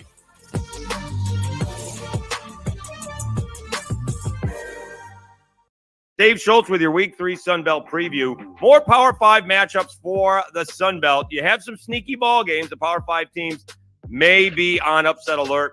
Georgia Southern heading to Madison to take on Wisconsin. Old Dominion actually hosting Wake Forest. Old Dominion did, snapping their 7-game losing streak last week to the Louisiana Raging Cajuns. They are hosting the Demon Deacons. And South Alabama is heading to Oklahoma State. If the Jaguars can ever figure out what they're doing on the football field, they'd have a shot against the Cowboys, who have a 3-man quarterback rotation. Bad news for the Jaguars, though. Devin Boyson not playing this week, and I think his season is in jeopardy moving forward. We're waiting to hear official word. You also have some good Group of 5 matchups. You do have App State hosting East Carolina, and you do have Southern Miss taking on Tulane in Hattiesburg. Last year, Southern Miss did beat the Green Wave in New Orleans. But the big matchup is actually a Sun Belt Conference ball game. You do have Troy hosting JMU. These 2 teams were the best 2 teams in the conference last year, and they didn't get a chance to play because of the ridiculous rule when you move up from FCS to FBS. Troy, the champion overall, and the Western Division winner, and JMU, the Eastern Division champ.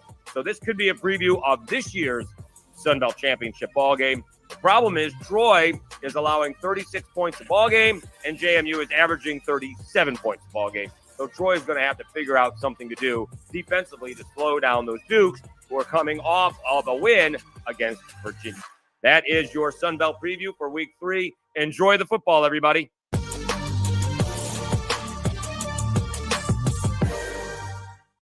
Kenton Gibbs, a look around college football there. We've done both of our conference confidentials. I mean, last week it was Alabama and Texas. Yeah. This week it's maybe Tennessee can sneak up on Florida in the Swamp.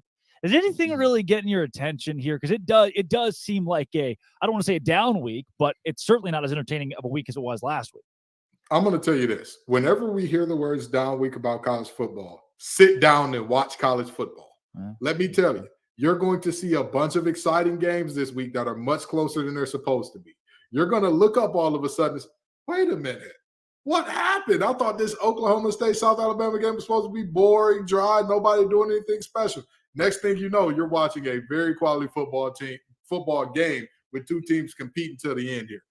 Again, just 4 weeks ago, we were begging, crying, and throwing up. Please, we're tired of watching the Little League World Series. Give us some football.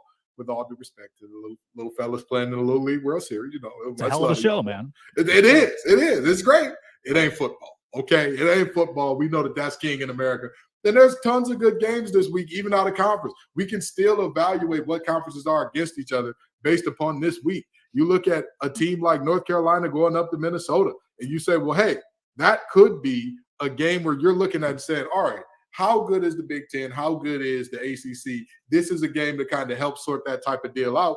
And again, the SEC has looked very underwhelming this year. Will they continue to look underwhelming? Will Arkansas piss down their leg against BYU? We don't have answers to a lot of things that will be seen this week. So trust me, tune in, sit down, watch some football. How personal are the Buffs going to take it? How personal? There is plenty of good football in front of us. Just watch it. Just watch it, okay?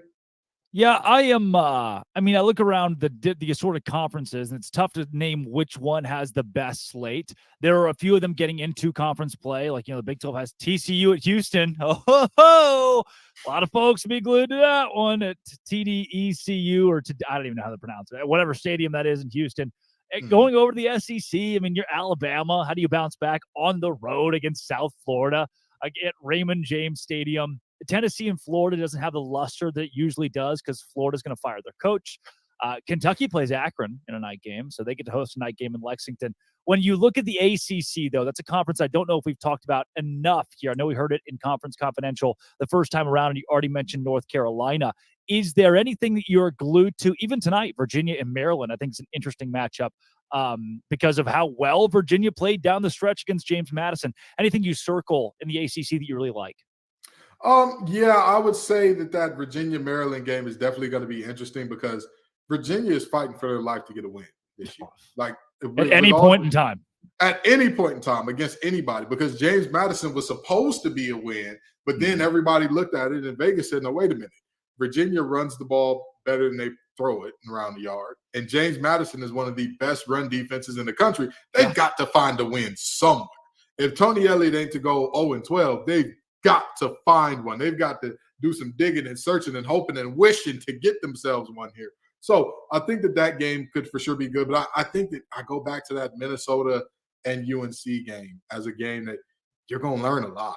You're going to learn a lot because people feel like the App State game App State kind of caught UNC off guard, despite the fact that App State put up 40 in the fourth quarter to kind of make that a game last year and take it into overtime and whatnot. Or actually not taking it in overtime, come just a extra point short of taking it in overtime, rather. People still think that UNC overlooked that team. You're not overlooking Minnesota. No. That's not happening, with all due respect. That may not be a powerhouse Minnesota, right? Like that's not the case. But with that being said, this is still a team this is a Power 5 team. You're on the road. Show some respect. Show up ready to play, or else you'll get ran up out of there. Yeah. Kenton, it is time for one of my favorite segments, and it is the new LinkedIn updated profiles for many head coaches across college football. Tell us a bit about the old LinkedIn thing. Absolutely. Listen, athletic directors, I know that some of y'all are going to be looking for new head coaches after this season. I've seen it already, but we're talking about small business right now. And these days, every potential new hire can feel like a high-stakes wager for your small business, and you want to be 100% certain that you have access to the best qualified candidates. That's why you have to check out LinkedIn Jobs. LinkedIn Jobs helps you find the right people for your team faster and for free. Trust me, all you have to do is go and post that free job on LinkedIn Jobs, then add your job in the purple hiring hashtag frame to your LinkedIn profile to spread the word that you're hiring. And simple tools like screening questions make it easy to focus on the candidates with just the right skills and abilities and experience so you can quickly prioritize who you want to talk to. It's why small businesses rate LinkedIn Jobs #1 in delivering quality hires versus leading competitors. LinkedIn Jobs helps you to find the qualified candidates you want to talk to faster. Post your job for free at linkedin.com/lockedoncollege. That's linkedin.com/lockedoncollege to post your job for free. Terms and conditions do apply. Hey, Kenton, is my Wi-Fi coming through okay? Can you see me all right? Yeah, I can see. Okay, because it looks like I keep getting these up every time I get a notification. My Wi-Fi kind of just flickers in and out, and I keep getting these LinkedIn requests from Jimbo Fisher. He really wants to be friends. Looks like he's got this whole thing freshened up. I think Jimbo Fisher might be looking for a new job. Yeah, well, Jimbo ain't the only one. You know, Jimbo's looking for a new job, but he ain't the only one. Billy Napier is also a couple weeks away from looking for a new job. But we'll leave Billy alone because he's new. He's new in the game. He's new in the game. So we'll give Billy some grace. Jeff Hafley, that red bandana game, I think that they should take a book out of Penn State's page and make it the whiteout games. That way they can wave the white flag and send Jeff on his way respectfully. And I'm going to call you Jeffrey. Jeff, can I call you Jeffrey? I'm going to call you Jeffrey. Jeffrey, I know it's been a long time coming, you know, and I'm going to tell you this. It's looking like Ohio State may need a new staff up there soon. And I know you're an Ohio State guy. Jeff. You know what I mean? Just pick up the phone, baby. You know what I mean? Call him. Give it. Hey, Ryan, listen, your new defensive coordinator, I heard you want that old thing back. I'll be there, brother. If you need me, I'll be there because, I mean, you know, both of those are tough situations. But I'll tell you what, Boston College just barely scraping by the skin of their teeth against Holy Cross. It's going to be an unholy firing, brother. It's going to be an unholy job search in terms of, you know, this market is tough. I'm a career coach too, Jeff. So if you, again, Mr. Hafley, actually, not because I'm actually for some money now. Mr. Hafley, if you want to, you know, have a career consultation, I can tell you other things you can get into to make yourself a little money, bro. Jefferson Hafley, notable listener to Locked On College Football Live, is probably very upset right now because he is going to be fired. I don't know what happened to Dono, man. I think Dono gave himself a 1-week self-imposed ban because of how excited he got from the Miami win. He pulled he saw this week's slate of college football and pulled the Jim Harbaugh for us. So I think since we have a third spot available, what do you say we reach out to Butch Jones? We could have had him help us host this show this week. He has scored 3 points, Kenton, 3 points in 2 weeks for Arkansas State. What once was a great program, no matter who coached it.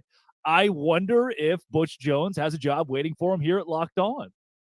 Hey, listen, Butch, you know, we don't have anything for Arkansas State, brother. We don't have anything for Arkansas State. Come on. You know what I mean? You know more about the ins and outs of that program. I got a few sources at NC State. I got a few sources around the ACC. I know you got more sources than me in that Arkansas State program, brother. Go on. Come on. You know what I mean? I'll hop on the phone with Mr. Lock and Company, and we'll get you. We'll get you squared away, brother. We'll get you a mic set up. We'll tell you the best headphones to use and all that. You know what I mean?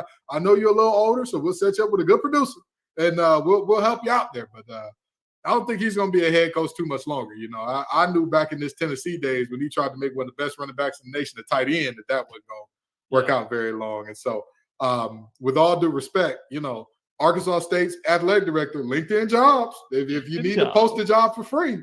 You know what I mean? I'm just saying. Purple hashtag hiring frame. It is right there for you. It is right there for you. Kenton, there are the ones who legitimately have LinkedIn profiles. Jimbo Fisher, Butch Jones, Jeff Hafley as well. Neil Brown at West Virginia. His days are numbered. Billy Napier has been an absolute joke at Florida. I mean, Phil, look, I can win as a head coach. If anybody can win as a head, you can recruit, you get 4 or 5-star players, and Billy Napier has somehow found a way to mess it up. Dave Aranda, his LinkedIn profile has been updated at Baylor, now 0-2 after a loss to Texas State and Utah. But one person, I'm hearing the murmurs, Kenton, that Brent Venables has downloaded the LinkedIn Jobs app. After a disappointing win this past weekend, against SMU, the whole Art Briles being on the field, then Jeff Lebby making his profile picture Art Briles to directly go against Venables and Joe Castiglione, the athletic director. People are wondering what's going on with Brent Venables, who brought Oklahoma to a sub-500 season last year. So here's the thing. Brent Venables maybe should have taken a page out of Bud Foster's book. Bud Foster is widely respected as one of, if not the greatest defensive coordinator in all of college football history. You know why? He found where his home was. He found where he was comfortable. He stayed there forever. He literally is still just hanging around in Blacksburg now. He was with the I want to say ACC Network crew last week when they were doing their little tailgate segment for Virginia Tech. And mind you, he wasn't there as a pundit. He was there drinking. That man said, I'm going to be drunk with an O by the time this game starts. More power to you, brother.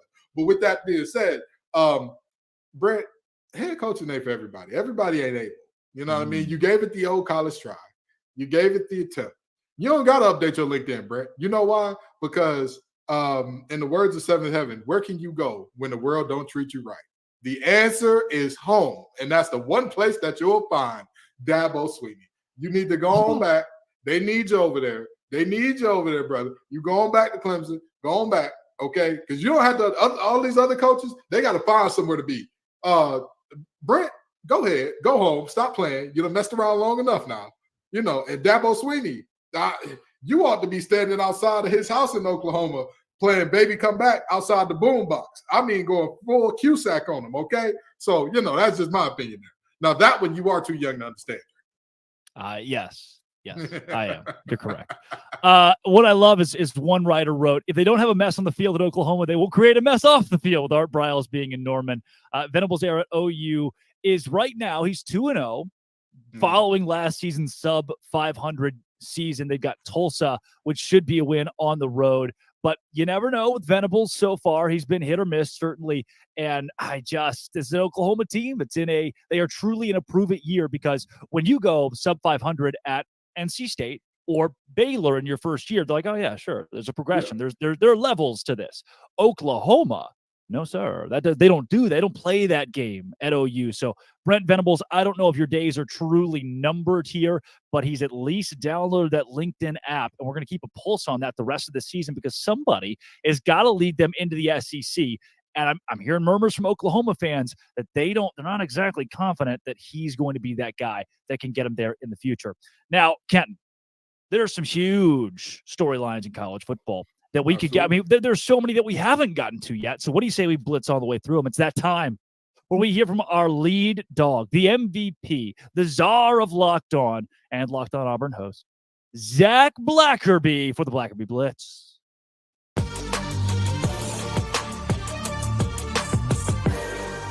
It is Zach Blackerby of Locked On Auburn. The Blackerby Blitz. This week, we go through the nation's biggest headlines in college football, and Zach reacts. Zach, Deion Sanders, notable douchebag to some, savior of college football to others. He took shots this week. When Jay Norvell said, when I meet a man, I take my hat off, my glasses off, and I shake his hand. Deion didn't like that. Zach, where do you sit? Yeah, he riled up his folks, and he said, they made it personal. They made it personal. Why is Colorado State wanting to do this? It makes no sense at all. I mean, I think Colorado's got the talent advantage, and now they've got the reason to play. I mean, maybe Colorado State could have snuck up on them. Maybe. That's not happening now. I think this is a bad move, and Deion gets to keep playing the same song over and over again. People keep counting us out. People don't believe in us, and he's able to turn that onto his team and say, hey, these people doubt you, and now you can go and show them. I don't know why people keep giving him ammo, Drake. It doesn't make sense. Every week, Deion says the same thing. They don't respect us. They doubt us. And guess what? He was going to do it with Colorado State. Now Colorado State gave him a reason to, because they know they're going to lose. Mm-hmm. And now, what are we talking about today, Zach? Not Deion Sanders, but Jay Norvell and Deion. I didn't know who coached at Colorado State 3 days ago. Sure. And now I do, because Jay Norvell is alongside Deion Sanders in the headline. Look, College Game Day wasn't here for Jay Norvell. Neither is Fox Sports. But now there's a storyline that includes the Colorado State head coach. No publicity is bad. Hey, we were going to get killed anyway, but now they're talking about us. I don't know, man. I think it's such a boneheaded move. I don't know if it is a good thing for Colorado State. Well, they like Jay. I know Jay Norvell's name now, so if anything comes out of it, Jay Norvell made the show. Wow. Never thought we'd talk about him on the Blackerby Blitz. I didn't either. But you know what? One guy that I didn't think we'd be talking about in the hot seat. I mean, they're trying to fire Nick Saban now. He done lost to Texas at home. Zach, has Saban lost that little touch? Not to circle back to Deion so quickly, but the amount of message board posts like, we got to go get Deion. Yeah, and all these Tuscaloosa message boards, like, holy cow, what a wild world that we live in. I don't think Nick Saban's done, but Drake, you can't look at how Nick Saban talked to the media after that loss and tell me that it looks like it always has. Something seems different. Something seems off. I don't know if Nick Saban's just getting older and maybe he's tired, or maybe he knows this team isn't as good as they typically are, and he knows he doesn't have a championship team. I'm not sure, but something does seem different. Seems off.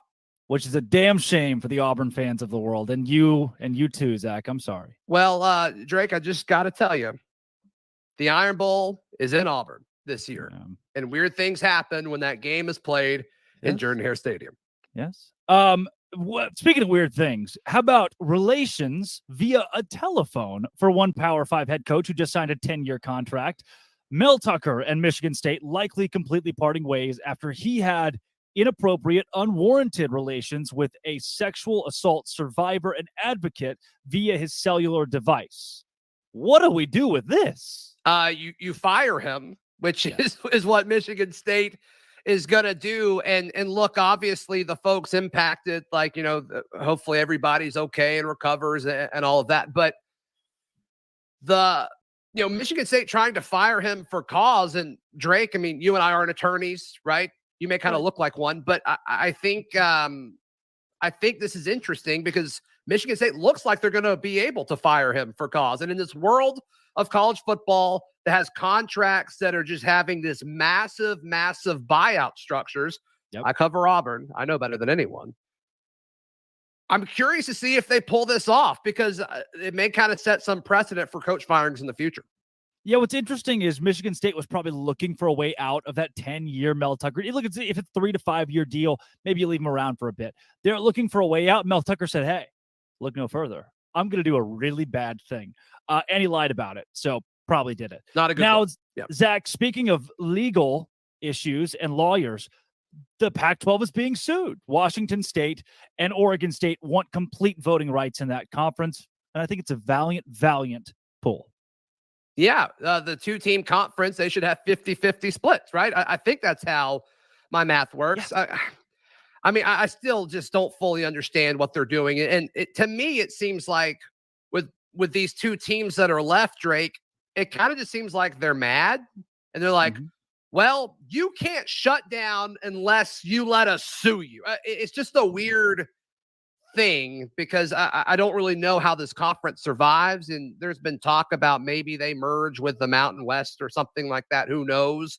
Really unfortunate for those two programs. But to me, this just feels like, okay, we're upset. We've got to do something. Hey, Pac-12, we hate you.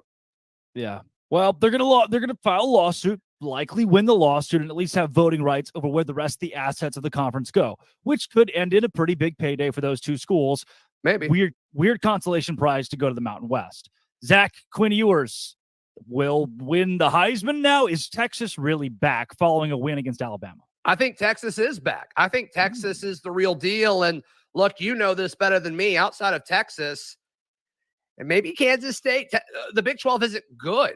And I don't think Texas loses again until they play in the college football playoff, Drake. I think their toughest hurdle is now behind them, and they have to have all the confidence in the world. At 12:45 Central Time on Saturday, Sunday morning, I turned my TV off thinking the Cal Golden Bears had closed out a 10-7 win at home over the Auburn Tigers, only to figure out what a thrilling 14-10 finish. It's our one Auburn question every week, so I don't get fired. Zach, the Auburn Tigers got it done in a thriller. Yeah, a little ACC after dark visiting Cal. What a disastrous performance, but hey, they found a way. Apparently, all these Pac-12 folks have since reached out to Auburn people and said, yeah, that's what Pac-12 After Dark is. It's weird stuff. And I'm like, no wonder you don't exist as a conference anymore because that was not fun to watch. No. Very good to go to sleep to, and happy for my wallet, and thanks to FanDuel, that Auburn did win the game. That's Zach Blackerby Blitz. Top headlines in college football this week.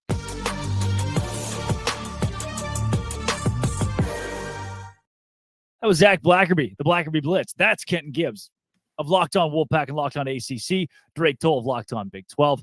Kenton, word on the street is FanDuel.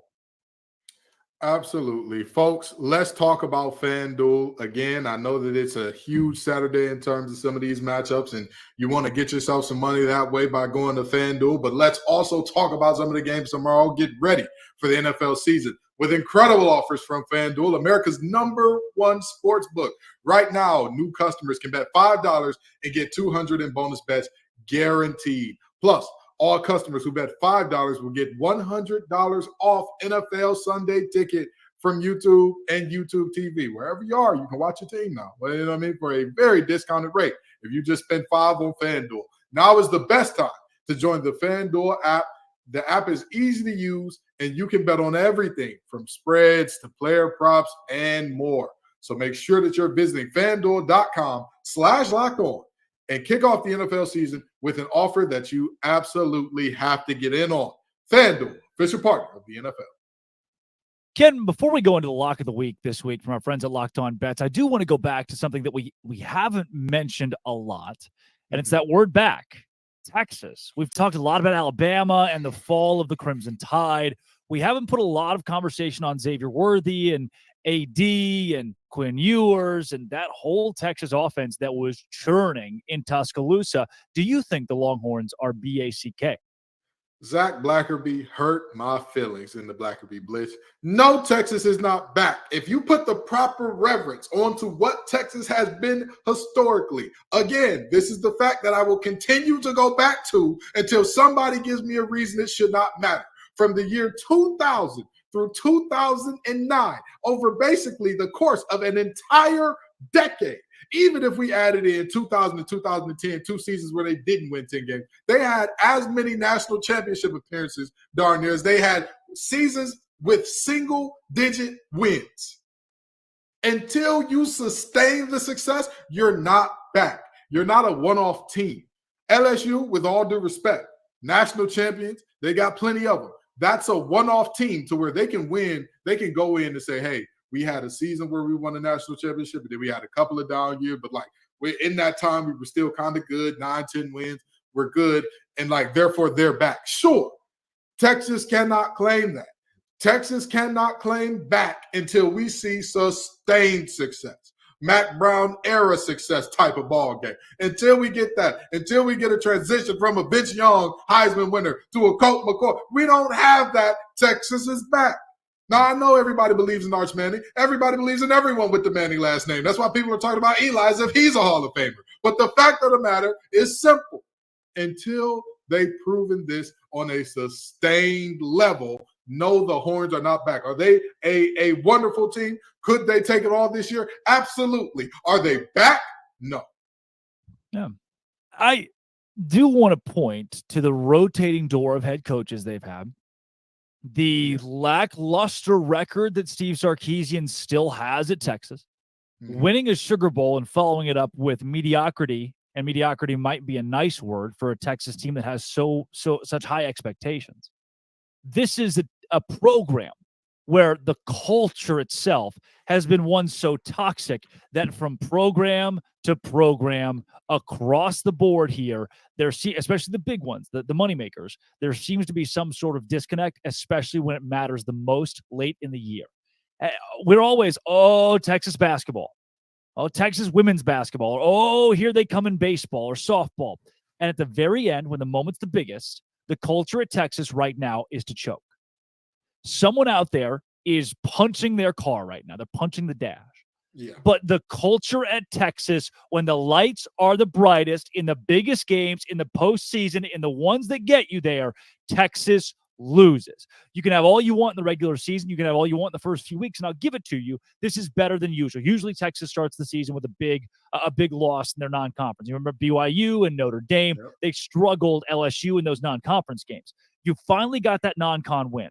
But what have you done for me in men's basketball, women's basketball, baseball, softball, football, volleyball? Fine, we'll leave them in their separate category. They've been good. But everybody else, there's a culture of getting right to the doorstep and choking. And let me say this as well. To the Texas fan that's punching your dashboard, pull your hand back and ice that thing afterwards. You're probably not going to feel good. But even beyond that, let's have a real conversation. Do you realize what a credit this is to your university? It's a credit that we're saying this is potentially a national championship winning team, and they're not back yet. That is the standard that you all have set. Be excited about that. Be happy about that and live in that. Live in that. Remember when you were having terrible seasons and your only national relevance was about, is Texas no longer a blue blood? Well, look at you now. You're a team that is in the talks. You have a Heisman competing quarterback. You have a national championship caliber team, according to most pundits. And yet we're arguing about whether or not you're back. So I know some people are upset to hear me say, oh, they're not back. They're not back. Take pride in that, because most other teams, you've done enough for them to have won this season. I graduated from NC State. If you beat Bama and you're seen as one of the best teams in the nation, and you have a Heisman candidate quarterback at NC State, congratulations. They're going to build you a stadium. They're going to name the stadium after you. They're going to give you a statue out in front of the walls. That's what the deal is. Texas, the standard is higher. And if you want me to be so excited that I'm screaming this team is back, then say, hey, we want our standard lower. We want to be just like everybody else. We don't want to be different. And by the way, it's too late for that, because the folks who created the Longhorn Network were the first domino in this long fall of Washington State suing the Pac-12. Congratulations. So with that being said, that ship has sailed. You are who you are. And folks have the standard that they have for you if they respect you and if they believe in you. And I respect Texas too much to say 3 games they're back. That's just me. That's just me. The domino effect, Kenton. The domino effect. Longhorn Network leads to Washington State suing the Pac-12. Me having a peanut butter granola bar for breakfast last week, had I had oatmeal, maybe the Pac-12 doesn't get sued. It really makes you think in the realm of college football, the cause and effect that Texas has had on the rest of this sport. Now, cause and effect. Maybe the cause of locked on bets being so poor on this show is us.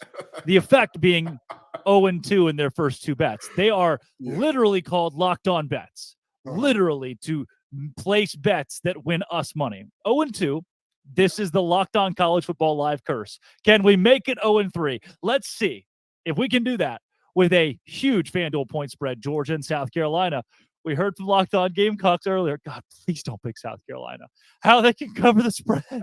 Let's do it. Oh, Kenton, what does Lee Sterling and your boy Q think from Locked On Bets? What the fuck? WTF.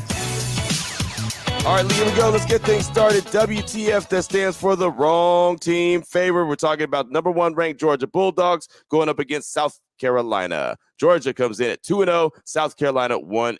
FanDuel.com line on this one. Georgia minus 27 versus South Carolina. That's a lot of points, Lee. Break this one down for us. Yeah, the Bulldogs just totally last year rattled Spencer Rattler, South Carolina quarterback, in that 48-7 win. But he did progress late in the season. They beat number 5 Tennessee at the time, 63-28. Are you kidding me? Put up 63 points. Then they beat, at the time, number 8 Clemson, 31-30. Even in the bowl game, when they lost to number 21 Notre Dame, they put up 38 points in that 45-38 loss here. So South Carolina's capable. I mean, is their offensive line great? No. Is their defensive line run defense great? No. They lost to North Carolina, but you're buying low now. If they beat North Carolina, this line is probably 20, 21 points here. Georgia's ranked number 1 in the country, but are they that much better than everyone else? I don't think so. They got a new quarterback. I think they're down a few notches. They might still be the best team in the country, but 4 touchdowns, that means they got to outscore South Carolina by a touchdown every single quarter or more. South Carolina, and they can score a couple touchdowns. Trust me, they have weapons at receiver. They have a good quarterback. I think that they're going to cover here. So the Dogs have been pedestrian running the football so far this year against Ball State and Tennessee Martin, and that's South Carolina's weakness here. I'm not going to put my whole leg in. I'm not even going to put up my whole foot in. Maybe 1 or 2 toes. Georgia, 42-21, South Carolina covers. Boom, there it is right there. South Carolina covers. Again, 27 points is a whole lot of points, and we know how it is, man. Once you get up big, sometimes kind of take the foot off the gas a little bit as well, get some early action for some younger guys. And so, yeah, that's a lot of points right there. So we're rolling with Georgia to get the dub. There's no doubt about that. South Carolina covers, so that's a WTF, the wrong team favorite. They did it again. They did it again. I don't know what to do, Kenton. I don't know what to do. There's 60% I'm hearing on bets this season, but everything they bring to us dies. hold on a second. We're having this whole conversation about how it's physically impossible for Georgia to cover 27 after they won 48, and mentioning in the same video that they won 48-7 last season. That's 41 points, Kenton. 41 points. Against the South Carolina team, that was better than this one. It was ranked. They were actually ranked that time. I'm going to tell you this. I'm going to say this to all Locked On hosts. And normally I only talk to our listeners, but for a second I got to talk to all our Locked On hosts. Stop betting your toes on things. They're gonna call us the Gimpy Podcast They Network. stole my here. toes thing, didn't they? But they stole the toe bit. They stole the toe bit, and I'm all toe up about it. This is a terrible situation. I don't think y'all understand. Okay. Normally, and last year's game was at South Carolina. Yeah. And normally I joke around and say, hey, even I could get a sack against this team. I am not joking when I say this. If me and Drake were to run a tackle and stunt, I have no doubt that Drake could get home against this offensive line. I have no doubt about that. Yes. I have no. Now, could he get down Spencer Rattler? That's a different question. But could he get home? Could he make him uncomfortable? Yes. No ifs, ands, or buts about it. This offensive line is god awful. I have not seen a group of men be riddled with this many areas of weakness in quite some time. I mean, this is just, this offensive line, they can't hold water. This is just not it. And you're going to tell me that you have this team going up against the best defensive line that they've gone up against all year, and they're going to find a way to cover against Georgia? Stop playing. Don't bet your toes. Find something better to do. Find something better to bet. And also, stop playing with these people Locked On Bets. Okay, we want to make people money here. Okay? You bring us the good bets. Bring us the good one. You bring us the good bets. Who's the producer picking these? We got to talk about this in post-production. Y'all got to bring us something better. Y'all got to bring us something better. This is crazy. I don't care if it's a level 1, level 2, level 3 lock. There's a reason we got level 18 locks on this show. Oh, Ken, I think all the bets that we gave hit last week. Locked On Bets 0-2 on this show. Maybe it's us. Hello. Maybe it's us. So look at all this. There are other games in college football that they didn't choose and probably should have chosen. Mm-hmm. Kenton, when I look around the country, yeah, I see a Cincinnati team that just went on the road against Pitt and won on the road against Pitt and Pat Narduzzi. They're going to beat Miami of Ohio by as many points as they want to. They are 13.5-point favorites right now at FanDuel. Cincinnati at home. Kansas State on the road -4 against Missouri. 99% of the public is on it, and I am too. TCU -7.5 against Houston. Kansas, who's been so good now all of a sudden, -28 against maybe the worst team in college football, period, in Nevada. They give Arkansas State a run for its money. I am shocked by the amount of, just in my conference, games that are so easy to win money off of. Kenton, when you survey the land, what are your best bets? I mean, there's a few good ones, but as I'll always say, I'm going to go with Dono. Do not take 40-plus point spreads. Always take, if you see a 40-plus point spread game, look for the halftime spread, and that's where you should be safe at. I mean, the reality is, looking around the country right now, again, I see so many games that could be talked about easily in terms of like, hey, this is one that is, it's as American as apple pie to take this free money. And I'll tell you, one of the games that you mentioned in particular, I don't see a world where Cincinnati only wins that game by 13 points was the line, correct? Yes. Yeah. Miami of Ohio is in over their heads. Scott Satterfield, I don't know what happened to him, but he left Louisville and got a facelift. He said, listen, I don't know about y'all, but it's something about that state of Kentucky that's depressing me. I freeze up in the state of Kentucky like Mitch McConnell. I'm good now. I'm gone, baby. I'm out of there. I'm going to be great. And so the reality is, I think that team heading into the Big 12 now looks like a Power 5 team and whoops the wheels off of Miami, Ohio. I think that's an easy Ducats game. Easy. Miami of Ohio beat UMass by 13. So, I guess there's some saving grace there. They lost to Miami 38-3. This is a Cincinnati team that beat Eastern Kentucky 66-13 and then beat Pitt on the road.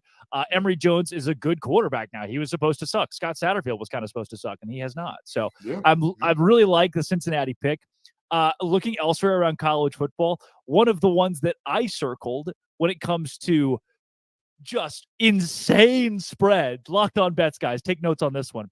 Western Michigan plus 28 against Iowa. Iowa might not score 28 points because they don't want to. Western Michigan could score 0 points and still cover 28 against Iowa in Kinnick Stadium. You know, I look at Iowa's transfer QB for Michigan. It's not McCarthy. It's the other guy. What's his name? McNamara. Cade McNamara. See, all these Cades. Cade and Fordham, Cade Cunningham. I lost my Cade there. But anyway, McNamara he's a baller. He's looked really good for Iowa so far. And I'm going to tell you what. I'll tell you what. If that offensive coordinator's last baller name my ass, Kenton. 314 yards passing in 2 games, an interception and 2 touchdowns. Boo. Hear me out. A baller for Iowa quarterback standards. You got to understand. Yes. If they're Heisman offensive winner. That's true. By Iowa standards, they're going to build the boy a statue.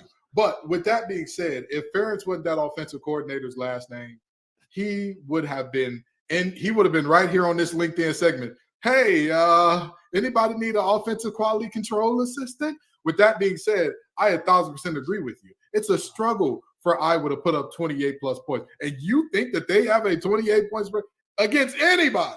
I don't care if you're talking Missouri State. I'm not giving Iowa 28-point spreads over anybody. It's just not happening. I don't care if you're talking Cass Tech High School. You know what I mean? Back when I played there, of course. These new boys, I don't know about them. But I don't see Iowa beating anybody by 28 points. It's just not happening. No, I don't either. And Kenton, before we get out of here, I want to give our super dogs this week the outright victories that will shock college football in week 3. I'm going to give you a second for yours because I have perused the landscape of college game. I don't think Colorado State's going to pull a massive upset. I don't think Wyoming shocks Texas the week after the Longhorns beat up on Alabama at Alabama. But I do think, Kenton, and call me crazy, it's a tough week to pick an upset this week. I've got 2 of them, 2 contenders here, and one of them is going to happen. I'm going to guarantee one of them at least, and I'm maybe I'll find out when I explain them. Mississippi State covers 9.5 against LSU, and they might just win outright because I think Brian Kelly, some of the honeymoon stuff is worn off now, and that LSU team, there is no way they are bought in to play for Brian Kelly. Just the stuff that he has put out in front of the media. How much of just an idiot he looks 90% of the time he's in front of a camera or a microphone. There's no way an 18-year-old kid's like, oh yeah, I'm vibing with this guy. And I also think that Tennessee at Florida is such a trap for a Tennessee team that has not met expectations, and a Florida team that's playing at night at home. It'll be ugly and gross, and ugly and gross favors the home team. Give me Tennessee losing to Florida in Gainesville to a very inferior Florida team and saving Billy Napier for at least a little bit, and give me Mississippi State outright upset over LSU. Super dogs. You know, it's tough for me to come up with a true super dog in terms of like a big point spread going against the team and nobody had given them a chance. But I will give you this one, okay? For all the hell that we've given the SEC all episode and talking about, hey, this team's got no chance, this team can't compete, yada, yada, so on and so forth. I'm sorry to tell you, Deuce Vaughn meant a lot more to Kansas State than most people. Kenton, watch out. Don't go where I think you're going. I think Deuce Vaughn meant more to that team than many people thought. And I think that in an old Big 12 matchup, give me that old-time religion, I think Missouri finds a way. to pull off the upset here. I think it's time that, you know what I mean? I that's my biggest upset of the week. I think Eli Drinkwitz and Brian Kelly should coach together at like a junior high football team. Just life lessons. I love Eli Drinkwitz. I think that he's a phenomenal coach. I really and truly do. Everywhere that he's been has been better when he left than when he got there. With that being said, I think that Missouri may have been biting off a little bit more than he could chew, but I think that he can chew Kansas State, lean Kansas State quail just fine. I think he'll get this one done. Boom. Eli Drinkwitz, the Alma, Arkansas product. That's Kenton Gibbs of Locked On Wolfpack and Locked On ACC. Yo soy Drake Toll of Locked On Dose Grande. Thank you for making Locked On College Football Kickoff Live your lunchtime listen every single Friday. Come back next week where we break down those massive upsets, the biggest storylines, and Kenton's going to ride his Peloton. This has been, and always will be, Locked On College Football Kickoff Live.